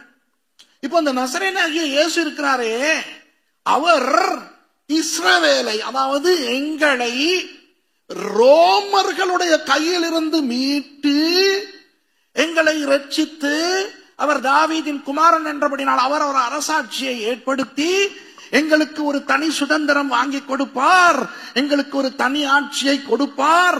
பழையபடி தாவீதின் காலத்தில் போல நாங்கள் யூதர்கள் இன்பமாய் வாழ்வோம் என்று எண்ணி இருந்தோம். மண்ணை போட்டு விட்டார். அப்ப என்ன சொல்லுகிறார்கள்?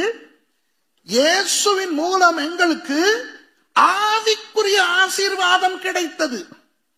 தேவனுக்கு முன்பாகவும் மக்களுக்கு முன்பாகவும் வல்லமை உள்ள தீர்க்கதரிசியாக இருந்தார். ஆவிக்குரிய ஆசீர்வாதம் சூப்பரோ சூப்பர். ஆனால் பௌதிக ஆசீர்வாதம், இயல்பான ஆசீர்வாதம், பிசிக்கல் பிளெஸிங், திரவிய ஆசீர்வாதம், பொருளாதார ஆசீர்வாதம், அரசியல் ஆசீர்வாதம் கிடைக்கவில்லை. இப்போ விளங்குகிறதா ஏன் இவர்கள் போகிறார்கள் என்று? இயேசு எழும்பினாரா இல்லையா என்று இவர்களுக்கு பிரச்சனை இல்லை. அவர் உயிரோடு எழும்பி இருந்தாலும் இனி வேலை இல்லை. ஏன்? நாங்கள் அவரிடத்தில் வந்தது ஆவிக்குரிய ஆசீர்வாதத்தை பெற்றுக்கொள்ள மட்டுமல்ல, மற்ற ஆசீர்வாதங்களையும் தான். ஆனால் ஆவிக்குரிய ஆசீர்வாதத்தை அள்ளி ஊற்றினார், மற்ற ஆசீர்வாதங்கள் இல்லை. அதனால் அவர் உயிரோடு எழும்பினால் என்ன, எழும்பாவிட்டால் இதுல இருந்து என்ன தெரிகிறது? இயேசு உயிரோடு எழும்பினதை சந்தேகித்தவர்கள் போகவில்லை. ஏன்? சாட்சி சொல்லுகிறவர்கள் பேதுருவும் யோவானும். புரியுதா? அல்லது நின்று உறுதிப்படுத்தி விட்டு போகவில்லை. அவர் எழும்பினாலும் பிரயோஜனம் இல்லை. அன்பானவர்களே, அநேக ஊழியக்காரர்கள், அநேக கிறிஸ்தவர்கள் தேவனை விட்டு விலகி போவது பழையபடி அவர்கள் வேறொரு மதத்திலிருந்து வந்திருந்தால் அந்த மதத்துக்கு அல்ல, அந்த பாவ வாழ்க்கைக்கு அல்ல. இந்த மாதிரியான தாங்கள் விரும்பும் இடங்களுக்கு. இப்ப இந்த 21ஆம் நூற்றாண்டிலே பாருங்கள், இந்த இந்தியா, இலங்கை போன்ற நாடுகளுக்கும் செழிப்பு உபதேசம் வந்து விட்டதா இல்லையா? இன்றைக்கு என்ன சபைகளிலே என்ன நடக்கிறது? சபைகள் கிறிஸ்தவம் தேவன் விரும்பும் சபைகளாக செயல்பட ஆரம்பிக்கின்றனவா, அல்லது மனுஷர்கள் விரும்பும் சபைகளாக இருக்க ஆரம்பிக்கின்றன? அதான் நான் சொல்லுகிறேன். அப்போ இந்த மாதிரி சபைகளிலே இருந்து, அதாவது வசனத்தின்படி தேவனுக்கேற்ற விதத்திலே வாழுகின்ற சபைகளிலே இருந்து கூட அநேகர் அந்த மாதிரியான சுதந்திரமான செழிப்பு உபதேசத்தின் பின்னால் ஓடுகிறார். ஏன்? இதுதான் காரணம். புரியுதா? இப்போ கர்த்தருக்கென்று ஊழியம் செய்கின்ற அநேகர் இலங்கையிலே விலைக்கு வாங்கப்படுகிறார்கள். இப்போ நானும் ஒரு பெந்தகோஸ்தே பாஸ்டர். பெந்தகோஸ்தே பாஸ்டர் என்றால் அந்நிய பாஷை பேசுகிறவன், அற்புதங்களை நம்புகிறவன் இல்லையா?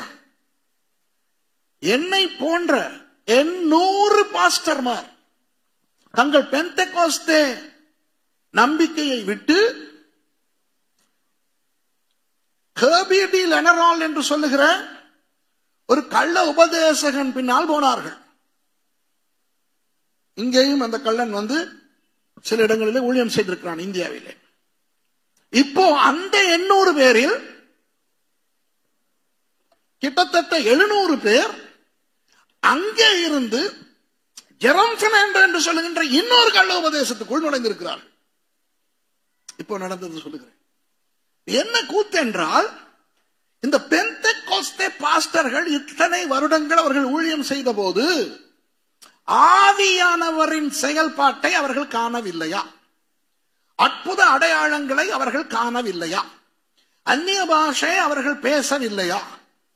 தேவன் அவர்களை நடத்தவில்லையா? என்ன பிரச்சனை? எல்லாம் நன்றாய் நடக்கிறது, பணம் போதாது, பொருளாதாரம் போதாது. அங்கே போனால் பணம் கிடைக்கிறது, செல்வம் கிடைக்கிறது, வீடு கிடைக்கிறது, வாகனம் கிடைக்கிறது. குட்டி இலங்கையிலேயே இப்படி என்றால் இந்தியாவில யோசித்து பாருங்கள். எனக்கு தெரியாது, உங்களுக்கு தெரியுமோ தெரியாதோ எனக்கு தெரியாது. இன்றைக்கு அநேகர் தேவனால் வரும் ஆவிக்குரிய ஆசீர்வாதம் போதாது என்று நினைக்கிறார்கள். அது ஆவிக்குரிய ஆசீர்வாதம் மட்டும் இருந்து என்ன பயன்? எங்கள் சர்ச்சிலே ஆவியானவர் அசைவாடுகிறார் தான் பாஸ்டர், ஆனால் ஒரு செழிப்பு, ஒரு சுபீட்சம் விளங்குதா உங்களுக்கு? அப்போ இவர்கள் என்ன சொல்லுகிறார்கள்? இயேசு நல்ல தீர்க்கதரிசி, ஆனா அவரிடத்திலிருந்து நாங்கள் எதிர்பார்த்தது எங்களுக்கு கிடைக்கவில்லை. புரிகிறதா? இப்போ இன்னும் தங்களுடைய வாதை இவர்கள் கேவலப்படுத்தி அடுத்து என்ன சொல்கிறார்கள் என்று பாருங்கள். நம்மில் சிலர் வாசிங்க அடுத்த வசனங்களை. ஆனாலும் எங்கள் கூட்டத்தை சேர்ந்த சில ஸ்திரீகள் அதிகாலமே கல்லறினிடத்திற்கு போய் அவருடைய சரீரத்தை காணாமல் திரும்பி வந்து அவர் உயிரோடு இருக்கிறார் என்று சொன்ன தெய்வ தூதரை தரிசித்தோம் என்று சொல்லி எங்களை பிரமிக்க பண்ணினார்கள். சரி, நாங்கள் அனைவரும் பிரமித்தோம். இந்த பெண்கள் வந்து சொல்லும் பொழுது அவருடைய சரீரத்தை காணவில்லை, தெய்வ தூதனை கண்டோம், பிரமித்தோம். பிரமித்து நம்ப வேண்டிய அவசியம் இல்லையே, இல்லையா? இவர்கள் நம்ப வேண்டும் என்றால் ஏன் நம்ப வேண்டும்? இயேசு இதை சொல்லி இருந்ததனால் நம்ப வேண்டும். நான் மரிப்பேன், ஆனால் 3ஆம் நாளில் உயிரோடு எழும்புவேன். இவர் சொன்னார், இந்த ஆலயத்தை இடித்து போடுங்கள், 3 நாளில் கட்டுவேன் என்று. அப்போ இவர்கள் கேட்டுக்கொண்டுதான் இருந்தார்கள். சரி, இவர்கள் நம்பவில்லை. இப்போ அடுத்த வசனத்தை பாருங்க. அப்பொழுது எங்களில் சிலர் கல்லறினிடத்திற்கு போய் ஸ்திரீகள் சொன்னபடியே கண்டார்கள், அவரையோ காணவில்லை என்றார்கள். அப்போ எங்களிலே சிலர் என்று சொன்னவர்கள் யாரை குறித்து சொல்லுகிறார்கள்? பேதுரு, யோவான். சரி, நீ பெண்களை நம்பாவிட்டாலும் உன் சீனியர் ஊழியக்காரனை நம்பணுமா இல்லையா? பேதுருவையும் யோவானையும் நம்பணுமா இல்லையா? அப்போ ஒருவேளை கிளையோப்பா இப்படி சொல்லியிருந்தால், பேதுரு சொல்றார், இவர் தான் இயேசுவை 3 தடவை மறுதளிச்சார். சரி, யோவான் என்ன பண்ணார்? பேதுரு சொல்றதை நம்பாத கிளையோப்பா. யோவானும் அல்லவா வந்து சொல்லுகிறார் தேவதூதனை கண்டோம் என்று. யோவான் இயேசுவின் மார்பில் சாய்ந்திருந்தவர் அல்லவா? அப்போ இவர்களே தங்கள் வாயால் தங்களை குற்றப்படுத்துகிறார்கள். புரியுதோ? இப்போ பாருங்கள் இயேசு என்ன சொல்லுகிறார் என்று வாசிங்க. அப்பொழுது அவர் அவர்களை நோக்கி, தீர்க்கதரிசிகள் சொன்ன யாவையும் விசுவாசிக்கிறதற்கு புத்தி இல்லாத மந்த இருதயம் உள்ளவர்களே. அப்போ திட்டுகிறார் இயேசு. தீர்க்கதரிசிகள் சொன்ன யாவையும். இந்த இடத்துல அவர் தீர்க்கதரிசிகள் என்று சொல்லும் பொழுது அவர் பயன்படுத்தி இருக்கின்ற சொல் நெவீம், அதாவது பழைய ஏற்பாட்டை பற்றி அவர் சொல்லுகிறார். அவர் பழைய ஏற்பாட்டை பற்றி சொல்கிறார். அதுதானே அவர்களுடைய வேதம். வேதத்திலே சொல்லி இருக்கிற விஷயங்களை நீங்கள் நம்பாதபடிக்கு மந்த இருதயம் உள்ளவர்களே. எங்க மறுபடியும் கையத்துக்கு காட்டுங்க. நேத்து வரை வேதாம கல்லூரியில் படிச்சவங்க கையத்துக்குங்க. ஒரு இன்ட்ரெஸ்டான விஷயம் வருது அடுத்த வசனத்துல. வாசிங்க. இத பாருங்க, நீங்க படிச்சது எவ்வளவு நல்லோன்னு இப்ப புரிய வருது. வாசிங்க சிஸ்டர். கிறிஸ்து இவ்விதமாக பாடுபடவும் தமது மகிமையில் பிரவேசிக்கவும் வேண்டியதில்லையா என்று சொல்லி மோசே முதலிய சகல தீர்க்கதரிசிகளும் எழுதின வேத வாக்கியங்கள் எல்லாவற்றிலும் தம்மை குறித்து சொல்லியவைகளை அவர்களுக்கு விவரித்து காண்பித்தார். சொல்லுங்க. மோசே. மோசே என்றால் என்ன? தோரா, பஞ்சாகமம், ஆதியாகமம், யாத்ராகமம், லேவியராகமம், என்னாகமம், உபாகமம்.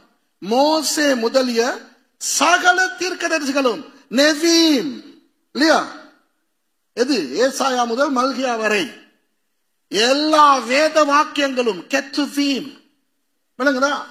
தோரா, நெவீம், கெத்துவீம். முழு பழைய ஏற்பாட்டிலும் தன்னை குறித்து சொல்லி இருக்கிறவைகளை இயேசு சொல்லிக் கொடுத்தார். என்ற தெய்வமே. உங்களுக்கு தெரியுமா, இயேசு மரிப்பதற்கு முன் கூட இப்படி ஒரு வேத பாடம் நடத்தவில்லை.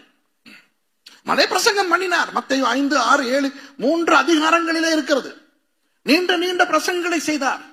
ஆனால் இப்போ அவர் செய்தது பிரசங்கமே அல்ல, இது ஒரு பாடம். அந்த பாடத்தின் தலைப்பு என்ன தெரியுமா? கிறிஸ்டாலஜி, கிறிஸ்துவியல். அந்த கிறிஸ்துவியலை எப்படி, கிறிஸ்துவியலின் எந்த அம்சத்தை கற்றுக் கொடுக்கிறார் தெரியுமா? டைபாலஜி. அதாவது ஆதியாகமம் முதல் மல்கியா வரை 39 புத்தகங்களிலும் இயேசுவானவரை பற்றி சொல்லி இருக்கின்ற தீர்க்க தரிசனங்களை சொல்லிக் கொடுத்து கொண்டு போனார் என்றால் யோசித்து பாருங்கள், அந்த 2 பேரும் எவ்வளவு பெரிய பாக்கியவான்கள் என்று. ஒரு வேதாகம கல்லூரிக்கே போன மாதிரி. மை குட்னஸ், 12 சீஷர்களுக்கு கூட இப்படி ஒரு உபதேசம் கிடைக்கவில்லை. இயேசு எங்குமே தனாக்கில் இருந்து, பழைய ஏற்பாட்டில் இருந்து இவரை பற்றி சொன்ன எல்லாவற்றையும் சொல்லவில்லை. ஆங்காங்கே சொன்னவைகளை சொன்னார். ஆனால் இந்த 2 பேருக்கும் இவர்களை மறுபடி ஏற்படுத்த வேண்டும் என்று வசனத்தை கற்றுக் கொடுக்கிறார். கிட்டத்தட்ட இதுவும் சாமுவேல் இஸ்ரவேலுக்கு கொண்டு வந்த எழுப்புதலுக்கு சமானமாய் இருக்கிறது. சாமுவேல் 20 வருடங்கள் இஸ்ரவேலுக்கு வசனத்தை கற்றுக் கொடுத்த பிறகுதான் இஸ்ரவேலுக்கு எழுப்புதல் வந்தது. இங்கும் இயேசு வந்து நான் தான் இயேசு என்று காட்டி அவர்களுக்கு சொல்லி, ஏனடா எருசலேமை விட்டு போகிறீர்கள் என்றால் அவர்கள் குட்டிக்கரணம் அடித்து மனம் திரும்பி அவருடைய காலை பிடித்து உடனே எருசலேமுக்கு ஓடி இருப்பார்கள். ஆமாவா இல்லையா? ஆனால் இன்னும் உள்ளத்தின் ஆழத்திலே அந்த குறை இருந்திருக்கும். எந்த குறை? என்னதான் இருந்தாலும் எங்களுக்கு எதிர்பார்த்தது கிடைக்கவில்லையே என்ற குறை. ஆனால் இதிலே இயேசுவானவர் என்ன செய்கிறார்? வார்த்தையை அவர்களுக்கு பொறுமையாக, ஆழமாக, நீளமாக கற்றுக் கொடுக்கிறார். கற்றுக் கொடுத்து கொண்டு கணக்காக அவர் முடிக்கும் போது அடுத்த நடிப்பை அவர் தொடங்குகிறார். பாருங்க, வாசிங்க. அத்தருணத்தில் தாங்கள் போகிற கிராமத்துக்கு சமீபமானார்கள். அப்பொழுது அவர் அப்புறம் போகிறவர் போல காண்பித்தார். இது நமக்கு ஏன் முக்கியம் என்று உங்களுக்கு பிறகு தெரிய வரும். அவர்கள் போகிற கிராமம் எது? எம்மாவு. இப்போ எம்மாவுக்கு வந்து விட்டார்கள். இன்னும் இரவாகவில்லை, மாலையாகி இருக்கிறது. இயேசு அப்பாலே அப்புறம் போகிறவர் போல காண்பித்தார் என்றால் புவியியல் அடிப்படையில் இயேசு எங்கு போக வேண்டும்?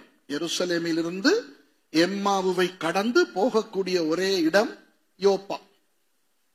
புரிகிறதோ? யோப்பாவுக்கு அப்பாலே போக இடம் இல்லை, கடல்.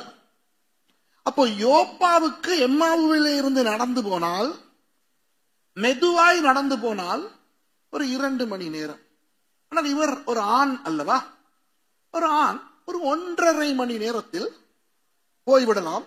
மிக விரைவாக வேகமாக நடந்து 1 மணி நேரத்தில் போகலாம். ஆனால் அப்படி செய்ய மாட்டார்கள். ஒரு 1.5 மணி நேரம், 2 மணி நேரம் என்று வைத்துக் கொள்வோமே. அப்போ அந்த அந்த தட்டையான பாதையிலே, கவனிங்க, இது ரொம்ப தேவை. அந்த தட்டையான பாதையிலே வெளிச்சம் இருக்கும் போது இந்த ஆண் இன்னும் 1.5 மணி நேரம் நடக்க போகிறதாக காட்டிக்கொள்ளும் பொழுது இந்த 2 பேரும் சொல்லுகிறார்கள், வேண்டாம், எங்களோடு தங்கி விட்டு போங்கள், சாயங்காலமாகிறது என்று. அதுல என்ன சொல்லப்பட்டிருக்கிறது? வாசிங்க அடுத்த வசனத்தை. வற்புறுத்தினார்கள். தமிழ் அப்படி இருக்கோ தெரியல, பாருங்க. வருந்தி கேட்டுக்கொண்டார்கள். ஓகே, சரி. அப்போ வருந்தி கேட்கிறார்கள், நீர் எங்களுடைய தங்கிடும். அந்த வசனத்தை வாசிங்க. அவர்கள் அவரை நோக்கி, நீர் எங்களுடனே தங்கியிரும், சாயங்காலம் ஆயிற்று, பொழுதும் போயிற்று என்று அவரை வருந்தி கேட்டுக்கொண்டார்கள். அப்பொழுது அவர் அவர்களுடனே தங்கும்படி உள்ளே போனார். அப்போ அவர்கள் சும்மா சொல்லும் பொழுது இயேசு முடியாது என்று மறுத்திருக்க வேண்டும், அப்படித்தானே? அதனால்தான் அவர்கள் வருந்தி கேட்டாங்க. ஆரம்பத்திலேயே வருந்த மாட்டார்களே. அப்ப அவர் அப்புறம் அப்போ தம்பிமார் நான் போயிட்டு வரேன் என்று சொல்லும்போது, எங்களோட தங்கிட்டு போறோம். இல்ல இல்ல இல்ல நான் போறேன். ஐயோ ப்ளீஸ் தங்குங்கள், இங்க பாருங்க, இன்னும் கொஞ்சத்துல இருட்டிரும், பொழுது போயிட்டு சாயங்காலம் ஆயிட்டு இருந்துட்டு போங்களே என்று வருந்தி கேட்டபடினால் இவர் இருக்கிறார். நடிப்பு, நம்ம இயேசு நடிப்பாரப்பா. கவனமா இருங்க. சில நேரம் அவர் வந்து நம்மோடு பேசுவது அவர் தான் என்று தெரியாது. கவனமா இருக்க வேண்டும். புரியுதா? சரி, இப்போ பார்ப்போம் அடுத்த விஷயத்தை. இப்போ யூதர்களாக இவர்கள் யாராவது ஒரு வீட்டுக்கு போய் தட்டி இருக்க வேண்டும். அங்கே அந்த வீட்டு எஜமான் இருந்திருக்க வேண்டும். முதல்ல சொன்னேன், அந்த வீட்டு எஜமான் இருந்தால்தான் இவர்களை தங்க வைப்பார் என்று. அது இன்னும் கொஞ்சத்திலே வருகிறது. அப்போ அவர்கள் இருக்க சம்மதித்திருப்பார்கள். அப்போ அந்த வீட்டு எஜமான் இவர்களுக்கு தண்ணீர் கொடுத்து கை கால்களை கழுவி, பொதுவாக இஸ்ரவேலர்கள் எல்லாருடைய வீட்டிலும் முன்னே ஒரு ஒரு என்ன சொல்றது, ஒரு முன் ஒரு ஓபன் வெராண்டா ஒன்று இருக்கும். அதுக்கு என்ன சொல்றது தமிழ்ல? சும்மா இந்த திண்ணை மாதிரி. இப்போ இந்தியாவுக்கு நான் 70களிலே வந்திருக்கிறேன். என்றால் என்னுடைய அம்மா அப்பா எல்லாம் இந்தியர்கள். கப்பல் ஓடின காலத்திலே வந்திருக்கிறேன். இலங்கையிலும் நான் சின்ன காலத்திலே அப்படித்தான். என்னவென்றால், எங்கள் அம்மா அவர்களுடைய கிராமம் தூணுக்குடி கிராமம், தேவக்கோட்டை பக்கத்தில் இருக்கிறது. அங்கே எல்லா வீடுகளிலும் இந்த திண்ணை உண்டு. நாங்கள் இலங்கையிலிருந்து வரும்பொழுது சூடு என்றபடியால் திண்ணையிலே தான் பாய் போட்டு உறங்குவோம். இன்பமான அனுபவங்கள் உண்டு. இலங்கையிலும் சின்ன காலத்திலே எங்கள் கிராமத்துக்கு யாராவது ஒருவர் யாரையாவது தேடி வந்தால், இன்னாருடைய வீடு எங்கே இருக்கிறது என்று கேட்டால், அங்கே இருக்கிறது என்று சொல்ல மாட்டோம். அவரை கூப்பிட்டு உட்கார வைத்து தண்ணீர் கொடுத்து, அப்புறம் வீட்டிலே இருக்கிற ஒரு சின்ன பிள்ளை என்னை சொல்லுவார்கள், போய் இவருக்கு அந்த மாமாவின் வீட்டை காட்டி விட்டு வாடா என்று சொல்லுவார்கள். நான் வளர்ந்த காலத்திலே இலங்கை அப்படி இருந்தது. அப்புறம் தான் இலங்கையிலே யுத்தம் ஆரம்பித்து யாருமே யாரையுமே நம்பாத ஒரு கலாச்சாரமாய் மாறிவிட்டது. அப்போ அந்த காலத்துல 70களிலே இந்தியாவுக்கு வரும்போதும் அந்த கிராமத்து வாழ்க்கை எனக்கு ரொம்ப ஆசையா இருக்கும். வருடத்துக்கு 3 முறை வருவோம். அங்க இருக்கிற அந்த சாப்பாடு, அக்கா எனக்கு 20 பைசா கொடுப்பார். இந்த 20 பைசாவிலே போய் 2 பரோட்டா அந்த குருமாவோடு சாப்பிட்டு 15 பைசாவோடு வந்து விடுவேன். அந்த இந்தியா எங்கே, இப்போ இருக்கிற இந்தியா எங்கே? அப்போ அந்த பயம் இருக்காது. அந்நியர்கள் என்றால் பயம் இருக்காது, ஒரு ஆசை இருக்கும். யாராவது வெளியே இருந்து வந்தால் யார் இவங்க, எங்க இருந்து வந்திருக்காங்க, அந்த மாதிரி. அப்போ என் வயதை ஒத்தவர்களுக்கு அந்த அனுபவம் இருக்கிறது. ஒரு 28-30 வயசா இருந்தா உங்களுக்கு என்னுடைய அனுபவம் இருக்கு. ஓகே. யூதர்களுடைய கலாச்சாரத்திலே இந்த 3 பேரும் போய் ஒரு வீட்டை தட்டி, இங்கே நாங்கள் தங்கவா என்று கேட்க அவர்கள் சந்தோஷமாக, ஓ தங்குங்கள் தங்குங்கள், வாங்க தங்க. அப்போ தண்ணீர் எல்லாம் கொடுத்து இப்ப உணவு வேளை வருகிறது. வாசிங்க அடுத்த வசனத்தை பாருங்க. அவர்களோடு அவர் பந்தி இருக்கையில் அவர் அப்பத்தை எடுத்து ஆசீர்வதித்து அதை பிட்டு அவர்களுக்கு கொடுத்தார். இயேசுவானவர் கலாச்சாரத்துக்கு முரணான ஒன்றை செய்கிறார். என்ன தெரியுமா? யூதர்கள் எல்லாரும் அவர்களுடைய நாளின் முதலாம் ஆகாரத்தை வீட்டில் இருந்து தான் அருந்துவார்கள். ஒரு நாள் அவர்களுக்கு எப்பொழுது தொடங்குகிறது? சூரியன் அஸ்தமித்தவுடன். அப்போ சூரியன் கிட்டத்தட்ட ஒரு 6-6:30 மணிக்கு அஸ்தமிக்கும். அதற்கு பிறகு அவர்கள் அருந்த போகிற ராப்போஜனம், இரவு உணவு இருக்கிறதே, அதுதான் அவர்களுடைய முதல் உணவு. நம்முடைய நாள் நள்ளிரவில் தொடங்குகிறபடினால் நம்முடைய முதல் உணவு காலை உணவு. ஆனால் யூதர்களுடைய முதல் உணவு இரவு உணவு, அவர்களுடைய 2வது உணவு தான் காலை உணவு, 3ஆம் உணவு தான் மதிய உணவு. புரியுதா? அப்போ அந்த முதலாம் உணவாகிய இராப்போஜனத்தை அவர்கள் இருந்து அருந்த போகும் பொழுது அந்த வீட்டு எஜமான் தான் அப்பத்தை பீத்து கொடுக்க வேண்டும். இது அவர்களுடைய கலாச்சாரம், இது அவர்களுடைய சட்டம். ஏற்கனவே நான் உங்களுக்கு சொன்னேன், இப்படி அந்நியர்கள் வரும்பொழுது அவர்களை தங்க வைக்கும் போது ஒரு நிபந்தனை உண்டு. என்ன நிபந்தனை? அந்த வீட்டின் தலைவர் இருந்தால் தான் அந்த வீட்டில் தங்கலாம். அப்போ இவர்கள் 3 பேரும் போய் தங்கும் அந்த வீட்டில் அந்த வீட்டின் தலைவர் இருந்தாரா இல்லையா? இருந்தார். அப்போ அந்த அப்பத்தை யார் பீத்திருக்க வேண்டும்? அந்த எஜமான்.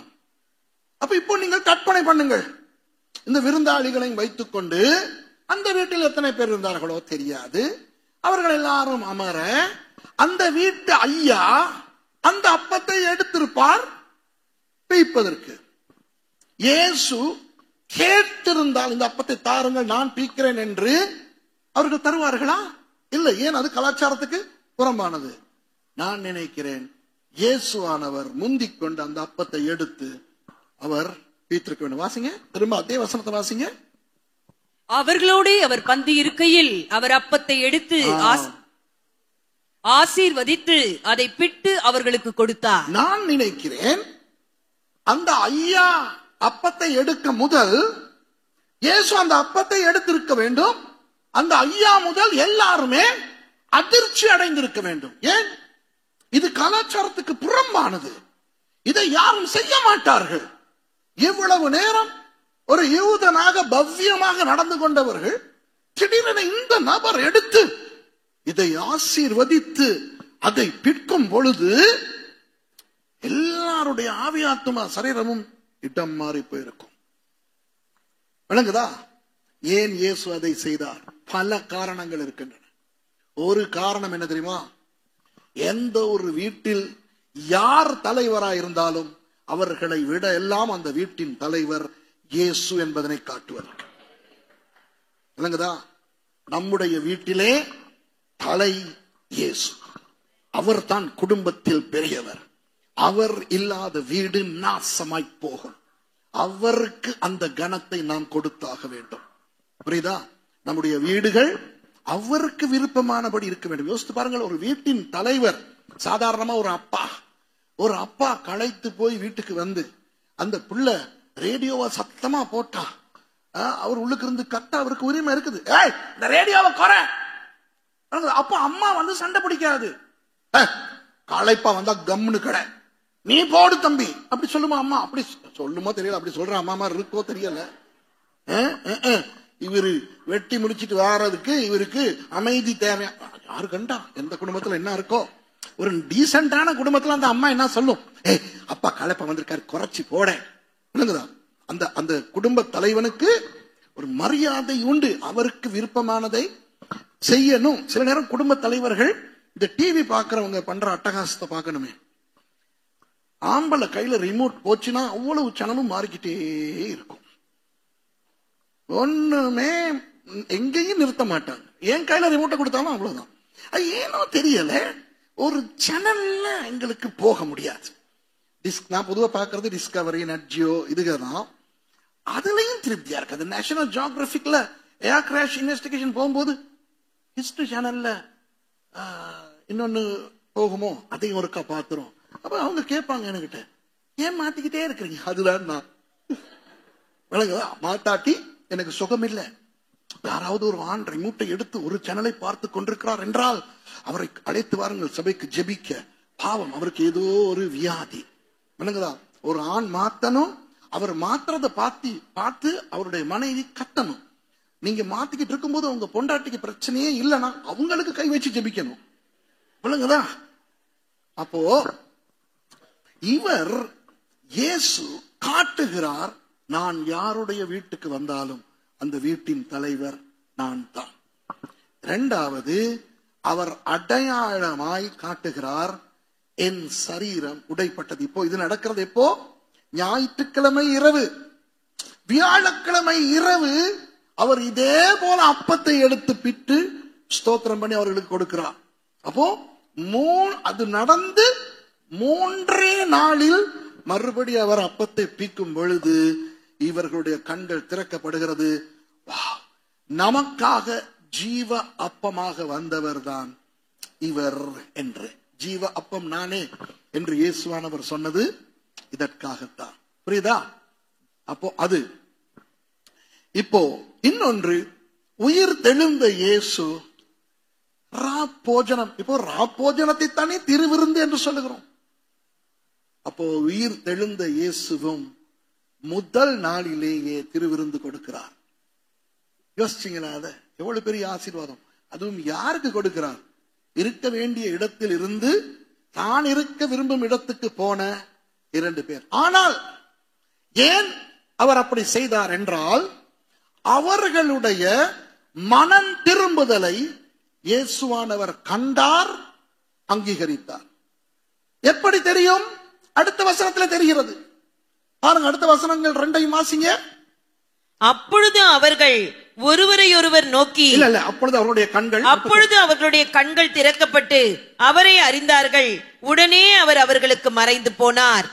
அப்பொழுது அவர்கள் ஒருவரையொருவர் நோக்கி, வழியிலே அவர் நம்முடனே பேசி வேத வாக்கியங்களை நமக்கு விளங்க காட்டின பொழுது நம்முடைய இருதயம் நமக்குள்ளே கொழுந்துவிட்டு எரியவில்லையா என்று சொல்லிக்கொண்டு. போதும், இப்ப விளங்குதா?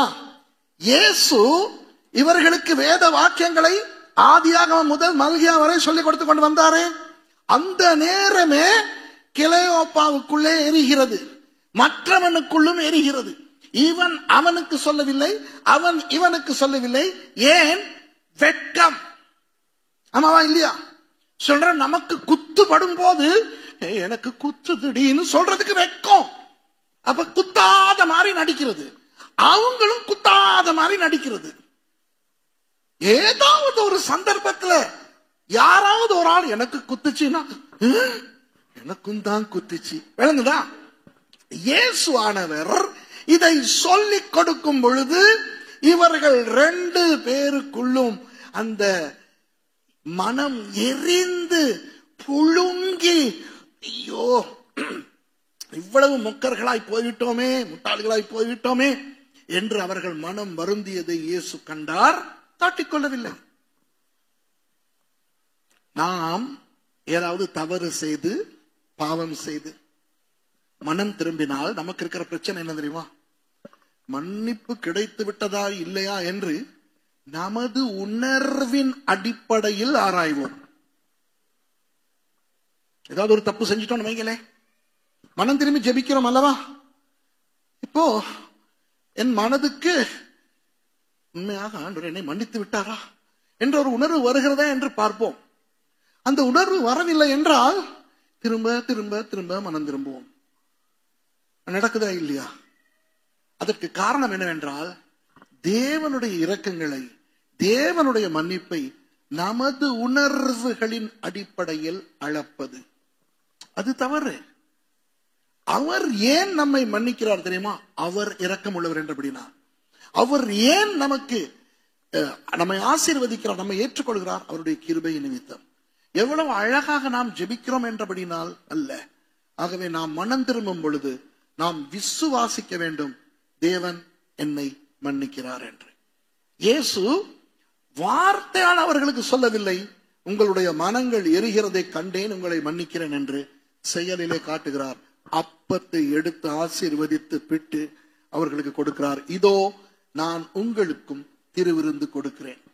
சரிங்களா? பொதுவாக சபைகளிலே ஏதாவது தவறுகள் செய்தால் கம்யூனியன் கொடுக்க மாட்டார்கள், அப்படிதானே? ஏதாவது தப்பு செஞ்சா கம்யூனியன் கொடுக்க மாட்டாங்க. அப்போ இந்த 2 பேரும் செஞ்ச தவறுக்கு இயேசுவானவர் யாருக்காவது கம்யூனியன் கொடுத்து இந்த 2 பேரும் இருந்தால் கொடுப்பாரா? 2 பேருக்கும் கிடையாது. ஆனால் இயேசுவானவர் அவர்களுக்கு கம்யூனியன் கொடுக்கிறார். அங்கே பேதுரு, யோவான், யாக்கோபு அவர்களுக்கு கொடுப்பதற்கு முன்பதாக. எவ்வளவு இரக்கமுள்ள இயேசு நம்முடைய இயேசு. இப்போ ஒரு இன்பமான விஷயம் இருக்கிறது. இந்த சம்பவத்தை வாசிக்கும் பொழுது எந்த வார்த்தையால் தொடங்கினோம்? அன்றைய தினமே, அப்படிதானே? இப்ப பாருங்க, அடுத்து கிட்டத்தட்ட அதே மாதிரி ஒன்று வருகிறது. ஆனால் எப்படி வருகிறது என்று வாசிங்க.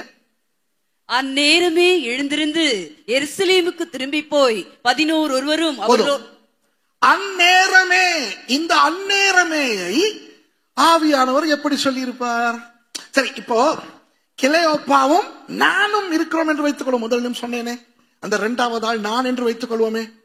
இவ்வளவும் நடந்து அவர் அப்பத்தை பிட்டு எங்களுக்கு கண் திறக்கப்பட்டு, ஐயோ இவர் இயேசுதான் என்று அறிகிறோம். உடனே தடாங் என்று அவர் மறைந்து போகிறார். அந்த வீட்டில் இருந்தவர்களுக்கு என்ன ஆனதோ எனக்கு தெரியாது. நான் நினைக்கிறேன் அந்த அம்மா அது அப்படியே மயங்கி விழுந்திருக்கும். வேற யாராவது பொம்பளை பிள்ளைக்கு இருந்திருந்தா கத்தி இருக்கும். அந்த ஐயா என்ன ஆச்சோ தெரியாது. ஆனா இந்த 2 பேரும், ஐயோ, நானும் அந்த ஆளும் ஷொக்காகி இருப்போம். கொஞ்ச நேரம் ஆகும் இல்லையா? அந்த அம்மா மெதுவா எழும்பி என்ன நடந்துச்சு எல்லாம் சுதாகரித்து கொண்டு எல்லாம் முடிஞ்ச பிறகு அந்த ஐயா கேட்டிருப்பாரு, யார் ஐயா நீங்க, என்ன நடந்துச்சு, யார் அந்த ஆள் மறைஞ்சாரு, நீங்களும் அந்த ஆளுக்கு ஷுவர் இல்ல. வந்த 3 பேருமே வேதாளமா இல்ல ஒரு வேதாளம் 2 மனுஷங்களா? ஏன்னா 3 வந்திருக்குது, உள்ளுக்கு எடுத்துட்டோம், 3 உட்கார வச்சுட்டோம், 1 மாயமா மறைஞ்சிருச்சு. ஏன்னா அவர் சொல்லி கொடுத்துட்டு வந்ததெல்லாம் இந்த 2 பேருக்கு தானே தெரியும். அப்போ அந்த அவர் கேட்டிருப்பாருங்க, நீங்க என்ன, முதல்ல அவருக்கு விளங்கப்படுத்தணுமே. பயப்படாதீங்க ஐயா, நஸ்ரேனா இயேசு தெரியும், அவரை பற்றி சொல்லி ஒரு கொஞ்ச நேரம் டைம் போயிருக்கும். எல்லாம் முடிந்து அப்போ நான் சொல்லியிருப்பேன் கிளையோப்பாவுக்கு, கிளையோப்பா மச்சான், நான் உனக்கு ஒரு விஷயம் சொல்றேன், தப்பா எடுத்துக்கிறாதடா. என்ன சுரேஷ்? அவர் அங்க இருந்து பேசிக்கிட்டு வரும் போதே எனக்குள்ள நெருப்பெல்லாம் எரிஞ்சு, எனக்கும் அப்படிதான்டா. இன்னொன்னு சொல்லவா? உனக்கு இப்ப என்ன கிளியோப்பா, அந்த வேத வாக்கியங்களை விளக்கப்படுத்தினது தானே, எனக்கு நாக்க பிடிங்கிட்டு சாகலாம் மாறி இருந்துச்சுடா அப்படி கிளையோப்பா எனக்கு சொல்றார். ஏன் என்று சொல்லவா?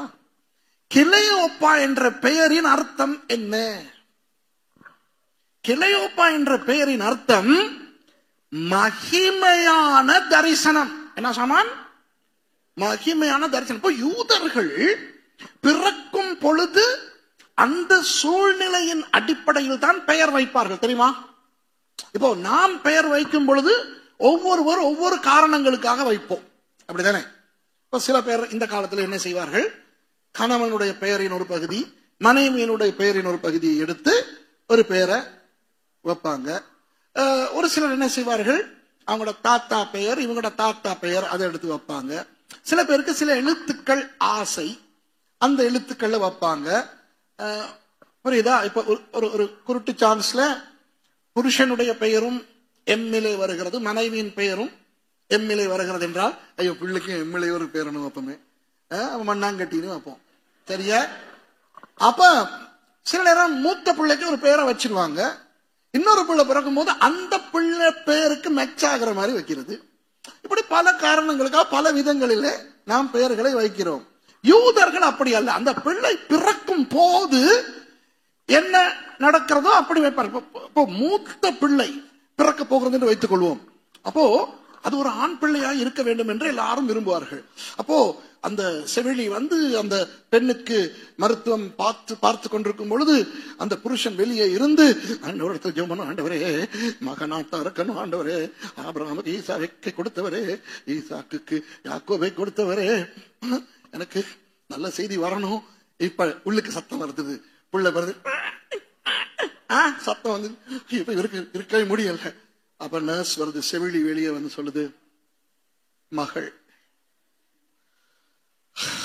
எதிர்பார்ப்பெல்லாம் உடைந்து உடனே மகா அல்லது மகியா என்று வைப்பார். மரியா, மரியாள் என்றால் என்ன? கசப்பு. யாராவது மேரி இருக்கிறீங்களா? மேரி, மேரி என்றால் கசப்பு. அதனால்தான் கசந்த மாறா மதுரமாகும். அப்ப இனிமை என்ன தெரியுமா? நகோமி. நகோமி என்றால் இனிமை, மகா அல்லது மரியா என்றால் கசப்பு. அப்போ ரெபேக்காளுக்கு முதல் பிள்ளை பிறக்கும் பொழுது நல்ல சிவந்த பிள்ளை, உடம்பிலே நிறைய முடியோடு வந்தது. மயிர், மயிர் அழகன் என்று பெயர் வைத்தார்கள். அதுதான் எபிரேய மொழியில ஏசா. ஏசா என்றால் என்ன அர்த்தம்? மயிர் அழகன். இரண்டாவது பிள்ளை காலை பிடிச்சிட்டு வந்தது, யாக்கோப்னு வச்சாங்க. யாக்கோபு காலை பிடிப்பவன். அப்போ இவர் பிறக்கும் பொழுது அவருடைய பெயர் என்னவாய் இருந்தது என்று எனக்கு தெரியாது. யாரு? இந்த கிளையோப்பா. ஆனால் நடுவிலே எப்போதோ யாரோ அவருக்கு மகிமையான தரிசனம், மகிமையின் தரிசனம் என்று பெயர் வைத்தால், இந்த பெயரை மாற்றினால் அதிலிருந்து என்ன தெரிகிறது? இவர் நல்ல ஒரு ஆவிக்குரிய ஆளாய் இருந்திருக்க வேண்டும். புரிகிறதா? யாரு கண்டா? சில பேர் இருக்கிறார்கள், கண்ணை மூடினா தரிசனம், வாய திறந்தா தீர்க்க தரிசனம். பார்த்திருக்கீங்களா? சில பேர் எப்போ பார்த்தாலும் அவர்களுடைய அறைக்கு தேவதூதன் வந்துகிட்டே இருக்கும். அவ்வளவு பரிசுத்தம். அதிலே ஒரு தவறும் கிடையாது. ஆனால் மகிமையான தரிசனம், ஆவிக்குரிய வாழ்க்கையில் மேலே இருந்து பிரயோஜனம் இல்லை, வார்த்தை தெரியாவிட்டான். கிளையோப்பா தான் இயேசுவோடு பேசுகிறார். அப்போ இயேசு அவர்களுக்கு என்ன சொல்லுகிறார்? தீர்க்கதரிசிகள் சொன்னதை விசுவாசிக்க கூடாதபடிக்கு மந்த இருதயம் உள்ளவர்களே. அப்போ நீ ஆவிக்குரியவனாடா, நீ மகிமையின் தரிசனம், ஆனால் வேலையே இல்லை. ஆகவே உங்களிடத்துல சொல்லுகிறேன், நாம் நிறைய ஜெபிக்கிறோம், உபவாசிக்கிறோம், எல்லாம் நல்லது. ஆனால் வசனத்தையும் ஆழமாக நாம் தெரிந்து வைத்திருக்க வேண்டும். நிறைய பேர் நினைக்கிறார்கள் ஆவிக்குரிய வாழ்க்கையிலே ஒழுங்கா இருந்து விட்டால் அது போதும் என்று. எவ்வளவு ஆவிக்குரிய வாழ்க்கையிலே உயர இருந்தாலும் மந்த இருதயம் உள்ளவர்களாய் இருக்க முடியும், கிளையோப்பா போன்று. அதனால் தான் இயேசுவானவர் அவர்களுக்கு வசனத்தை கற்றுக் கொடுக்கிறார். Full Bible study. அப்படி ஒரு பைபிள் ஸ்டடி நான் கேள்விப்பட்டதே கிடையாது. ஆதியாகமம் முதல் மல்கியா வரை கிறிஸ்டாலஜி, டைபாலஜிக்கலி என்ற தெய்வமே 12 கிலோமீட்டருக்குள்ள பைபிள் ஸ்கூல் மாதிரி ஒரு கோர்ஸே முடிச்சிட்டார் இயேசுவானவர். அப்போ நானும் அங்கே இருக்கிறேன் கிளையோப்பாவோடு. அப்போ நான் சொல்லுகிறேன், இப்படி என் மனம் வெந்ததடா. அப்போ கிளையோப்பா சொல்லுவான், எனக்கு நாக்கை பிடுங்கி கொண்டு சாக வேண்டும் போல இருந்ததடா. உண்மை. அப்போ 2 பேரும் தீர்மானிக்கிறோம், அப்போ இனி என்ன செய்வது? எருசலேமுக்கு போவோம். அப்போ நான் என்ன சொல்வேன் தெரியுமா கிளையோப்பாவுக்கு? மச்சான், காலையில் முதல் வேலையாக எருசலேமுக்கு போய்விடும். சரிதானே? ஏன்? இப்போ இரவு, இருட்டு. நான் முதலில் ஒன்று சொன்னேன், இயேசு அப்பாலே போகிறவர் போல காணப்பட்டது. எங்கே போக? யோப்பா.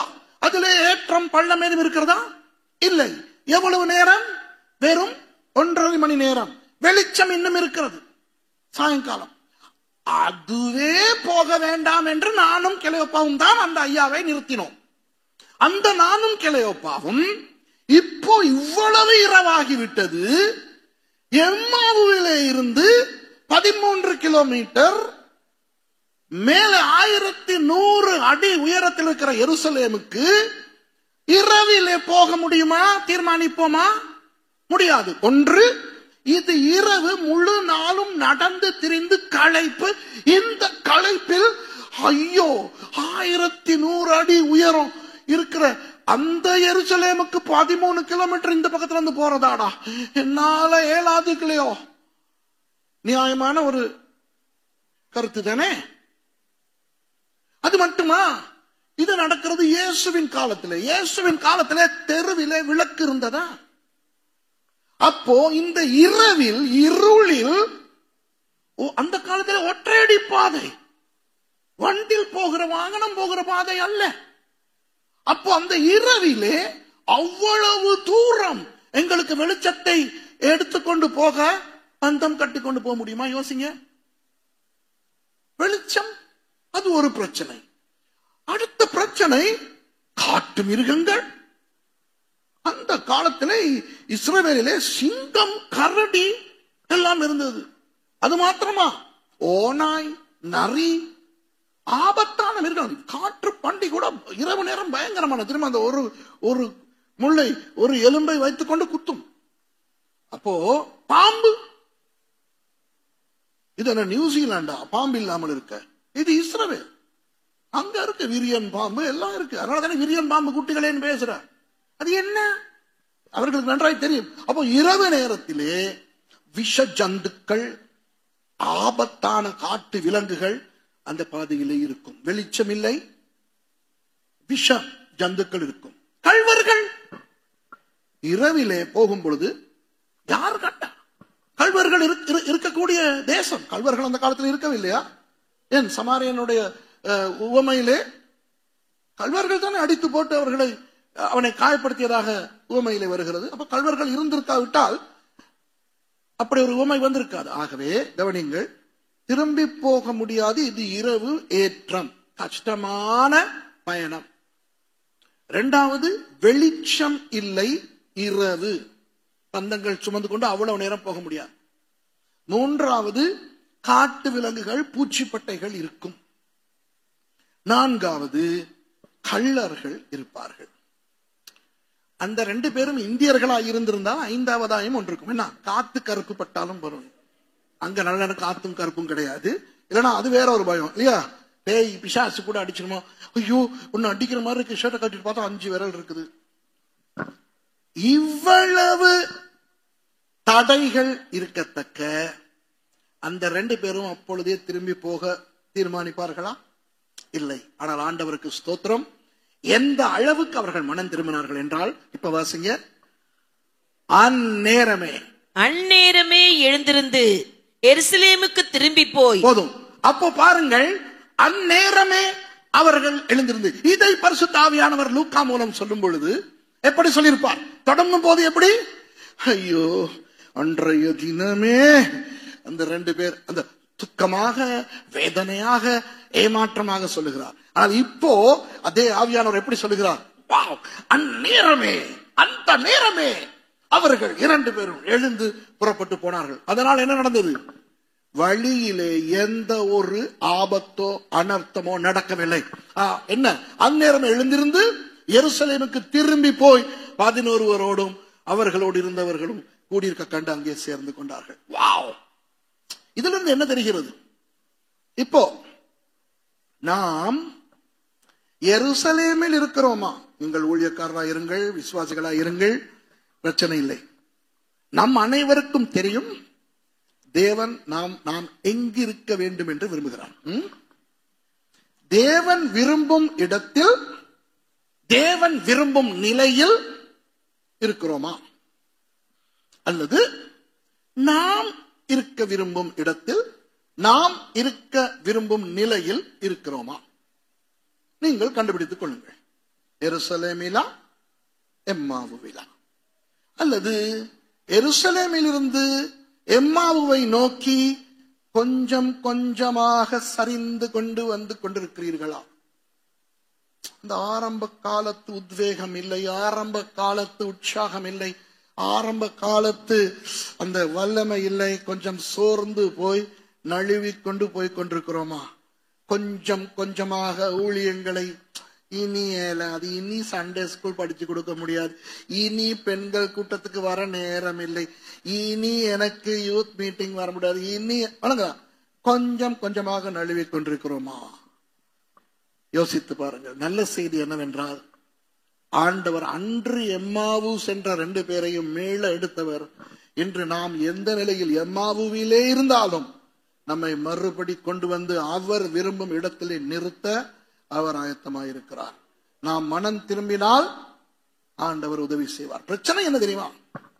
நமக்கு தெரிந்தால் நான் இருக்க வேண்டிய இடத்தில் இல்லை என்று திரும்பி வருவதற்கு பல தடைகள் உண்டு. என்ன தடை? அது அவர்களுக்கு இருந்தது போல, ஐயோ இனி எனக்கு மறுபடி எந்த முகத்தை வைத்துக் கொண்டு நான் போவேன்? எப்படி நான் விட்ட ஊழியத்தை மறுபடி செய்வேன்? எப்படி ஆண்டவர் என்னை ஏற்றுக்கொள்வாரா? சபை என்னை ஏற்றுக்கொள்ளுமா? என் பாஸ்டர் எவ்வளவோ சொல்ல சொல்ல கேட்காமல் தானே நான் போனேன். இதை யோசியுங்கள். நான் நினைக்கிறேன், எனக்கு தெரியாது, உங்களுக்கும் தெரியாது, நான் நினைக்கிறேன் இவர்கள் 2 பேரும் போனதை மற்றவர்கள் அறிந்திருந்திருப்பார்கள். எங்கடா போறீங்க?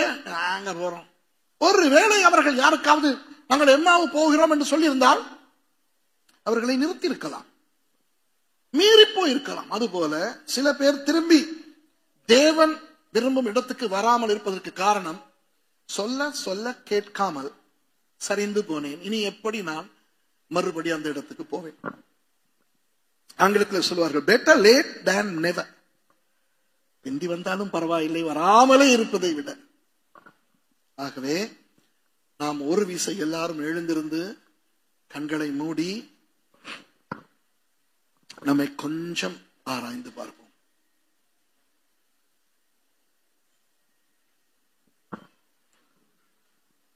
அநேகரோடு ஆண்டவர் பேசியிருப்பார். தனிப்பட்ட கிறிஸ்தவ வாழ்க்கையிலே, ஊழியத்திலே, நமது வீட்டிலே, குடும்பமாக அல்லது தனி ஒரு மனுஷனாக அல்லது ஒரு மனுஷியாக, ஒரு ஊழியனாக, ஊழியக்காரியாக, தேவன் விரும்பும் இடத்தை விட்டு நழுவி ஒருவேளை நாம் யாராவது எனக்கு விருப்பமான எம்மாவு சூழ்நிலைக்குள்ளே போய் கொண்டிருந்தார், இன்றைக்கு மனம் திரும்புவோம். அன்று அந்த கிளையொப்பாவும் அந்த மற்றவரும் சொன்னது போல, எங்கள் இருதயம் எங்களுக்குள்ளே கொழுந்து விட்டு எரியவில்லையா? எல்லாரும் கண்களை மூடிக்கொள்வோம். எத்தனை பேர் சொல்லுவீர்கள், ஆவியானவர் என்னோடு பேசினார் என்று? கையை தூக்கி விட்டு கீழே போடுங்கள். சொல்லுவோம், ஆண்டவரே, நான் மறுபடியும் நீங்கள் விரும்பும் இடத்துக்கு வர நான் தீர்மானிக்கிறேன். எல்லா தடைகளையும் உடைத்து எனக்கு உதவி செய்யுங்கள் ஆண்டவரே.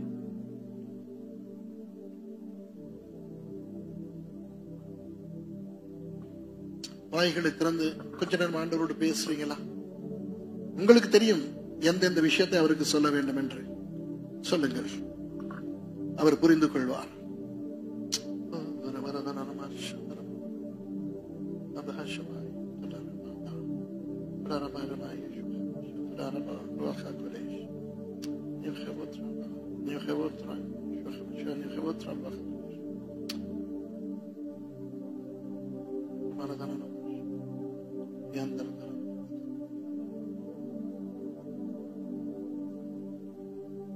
எத்தனை பேர் சொல்லுவீர்கள், எனக்காக ஜெபியுங்கள், நான் இந்த வசனத்துக்கு ஏற்ற விதத்தில் நான் மாற வேண்டும் என்று? கையை தூக்கி விட்டு கீழே போடுங்கள்.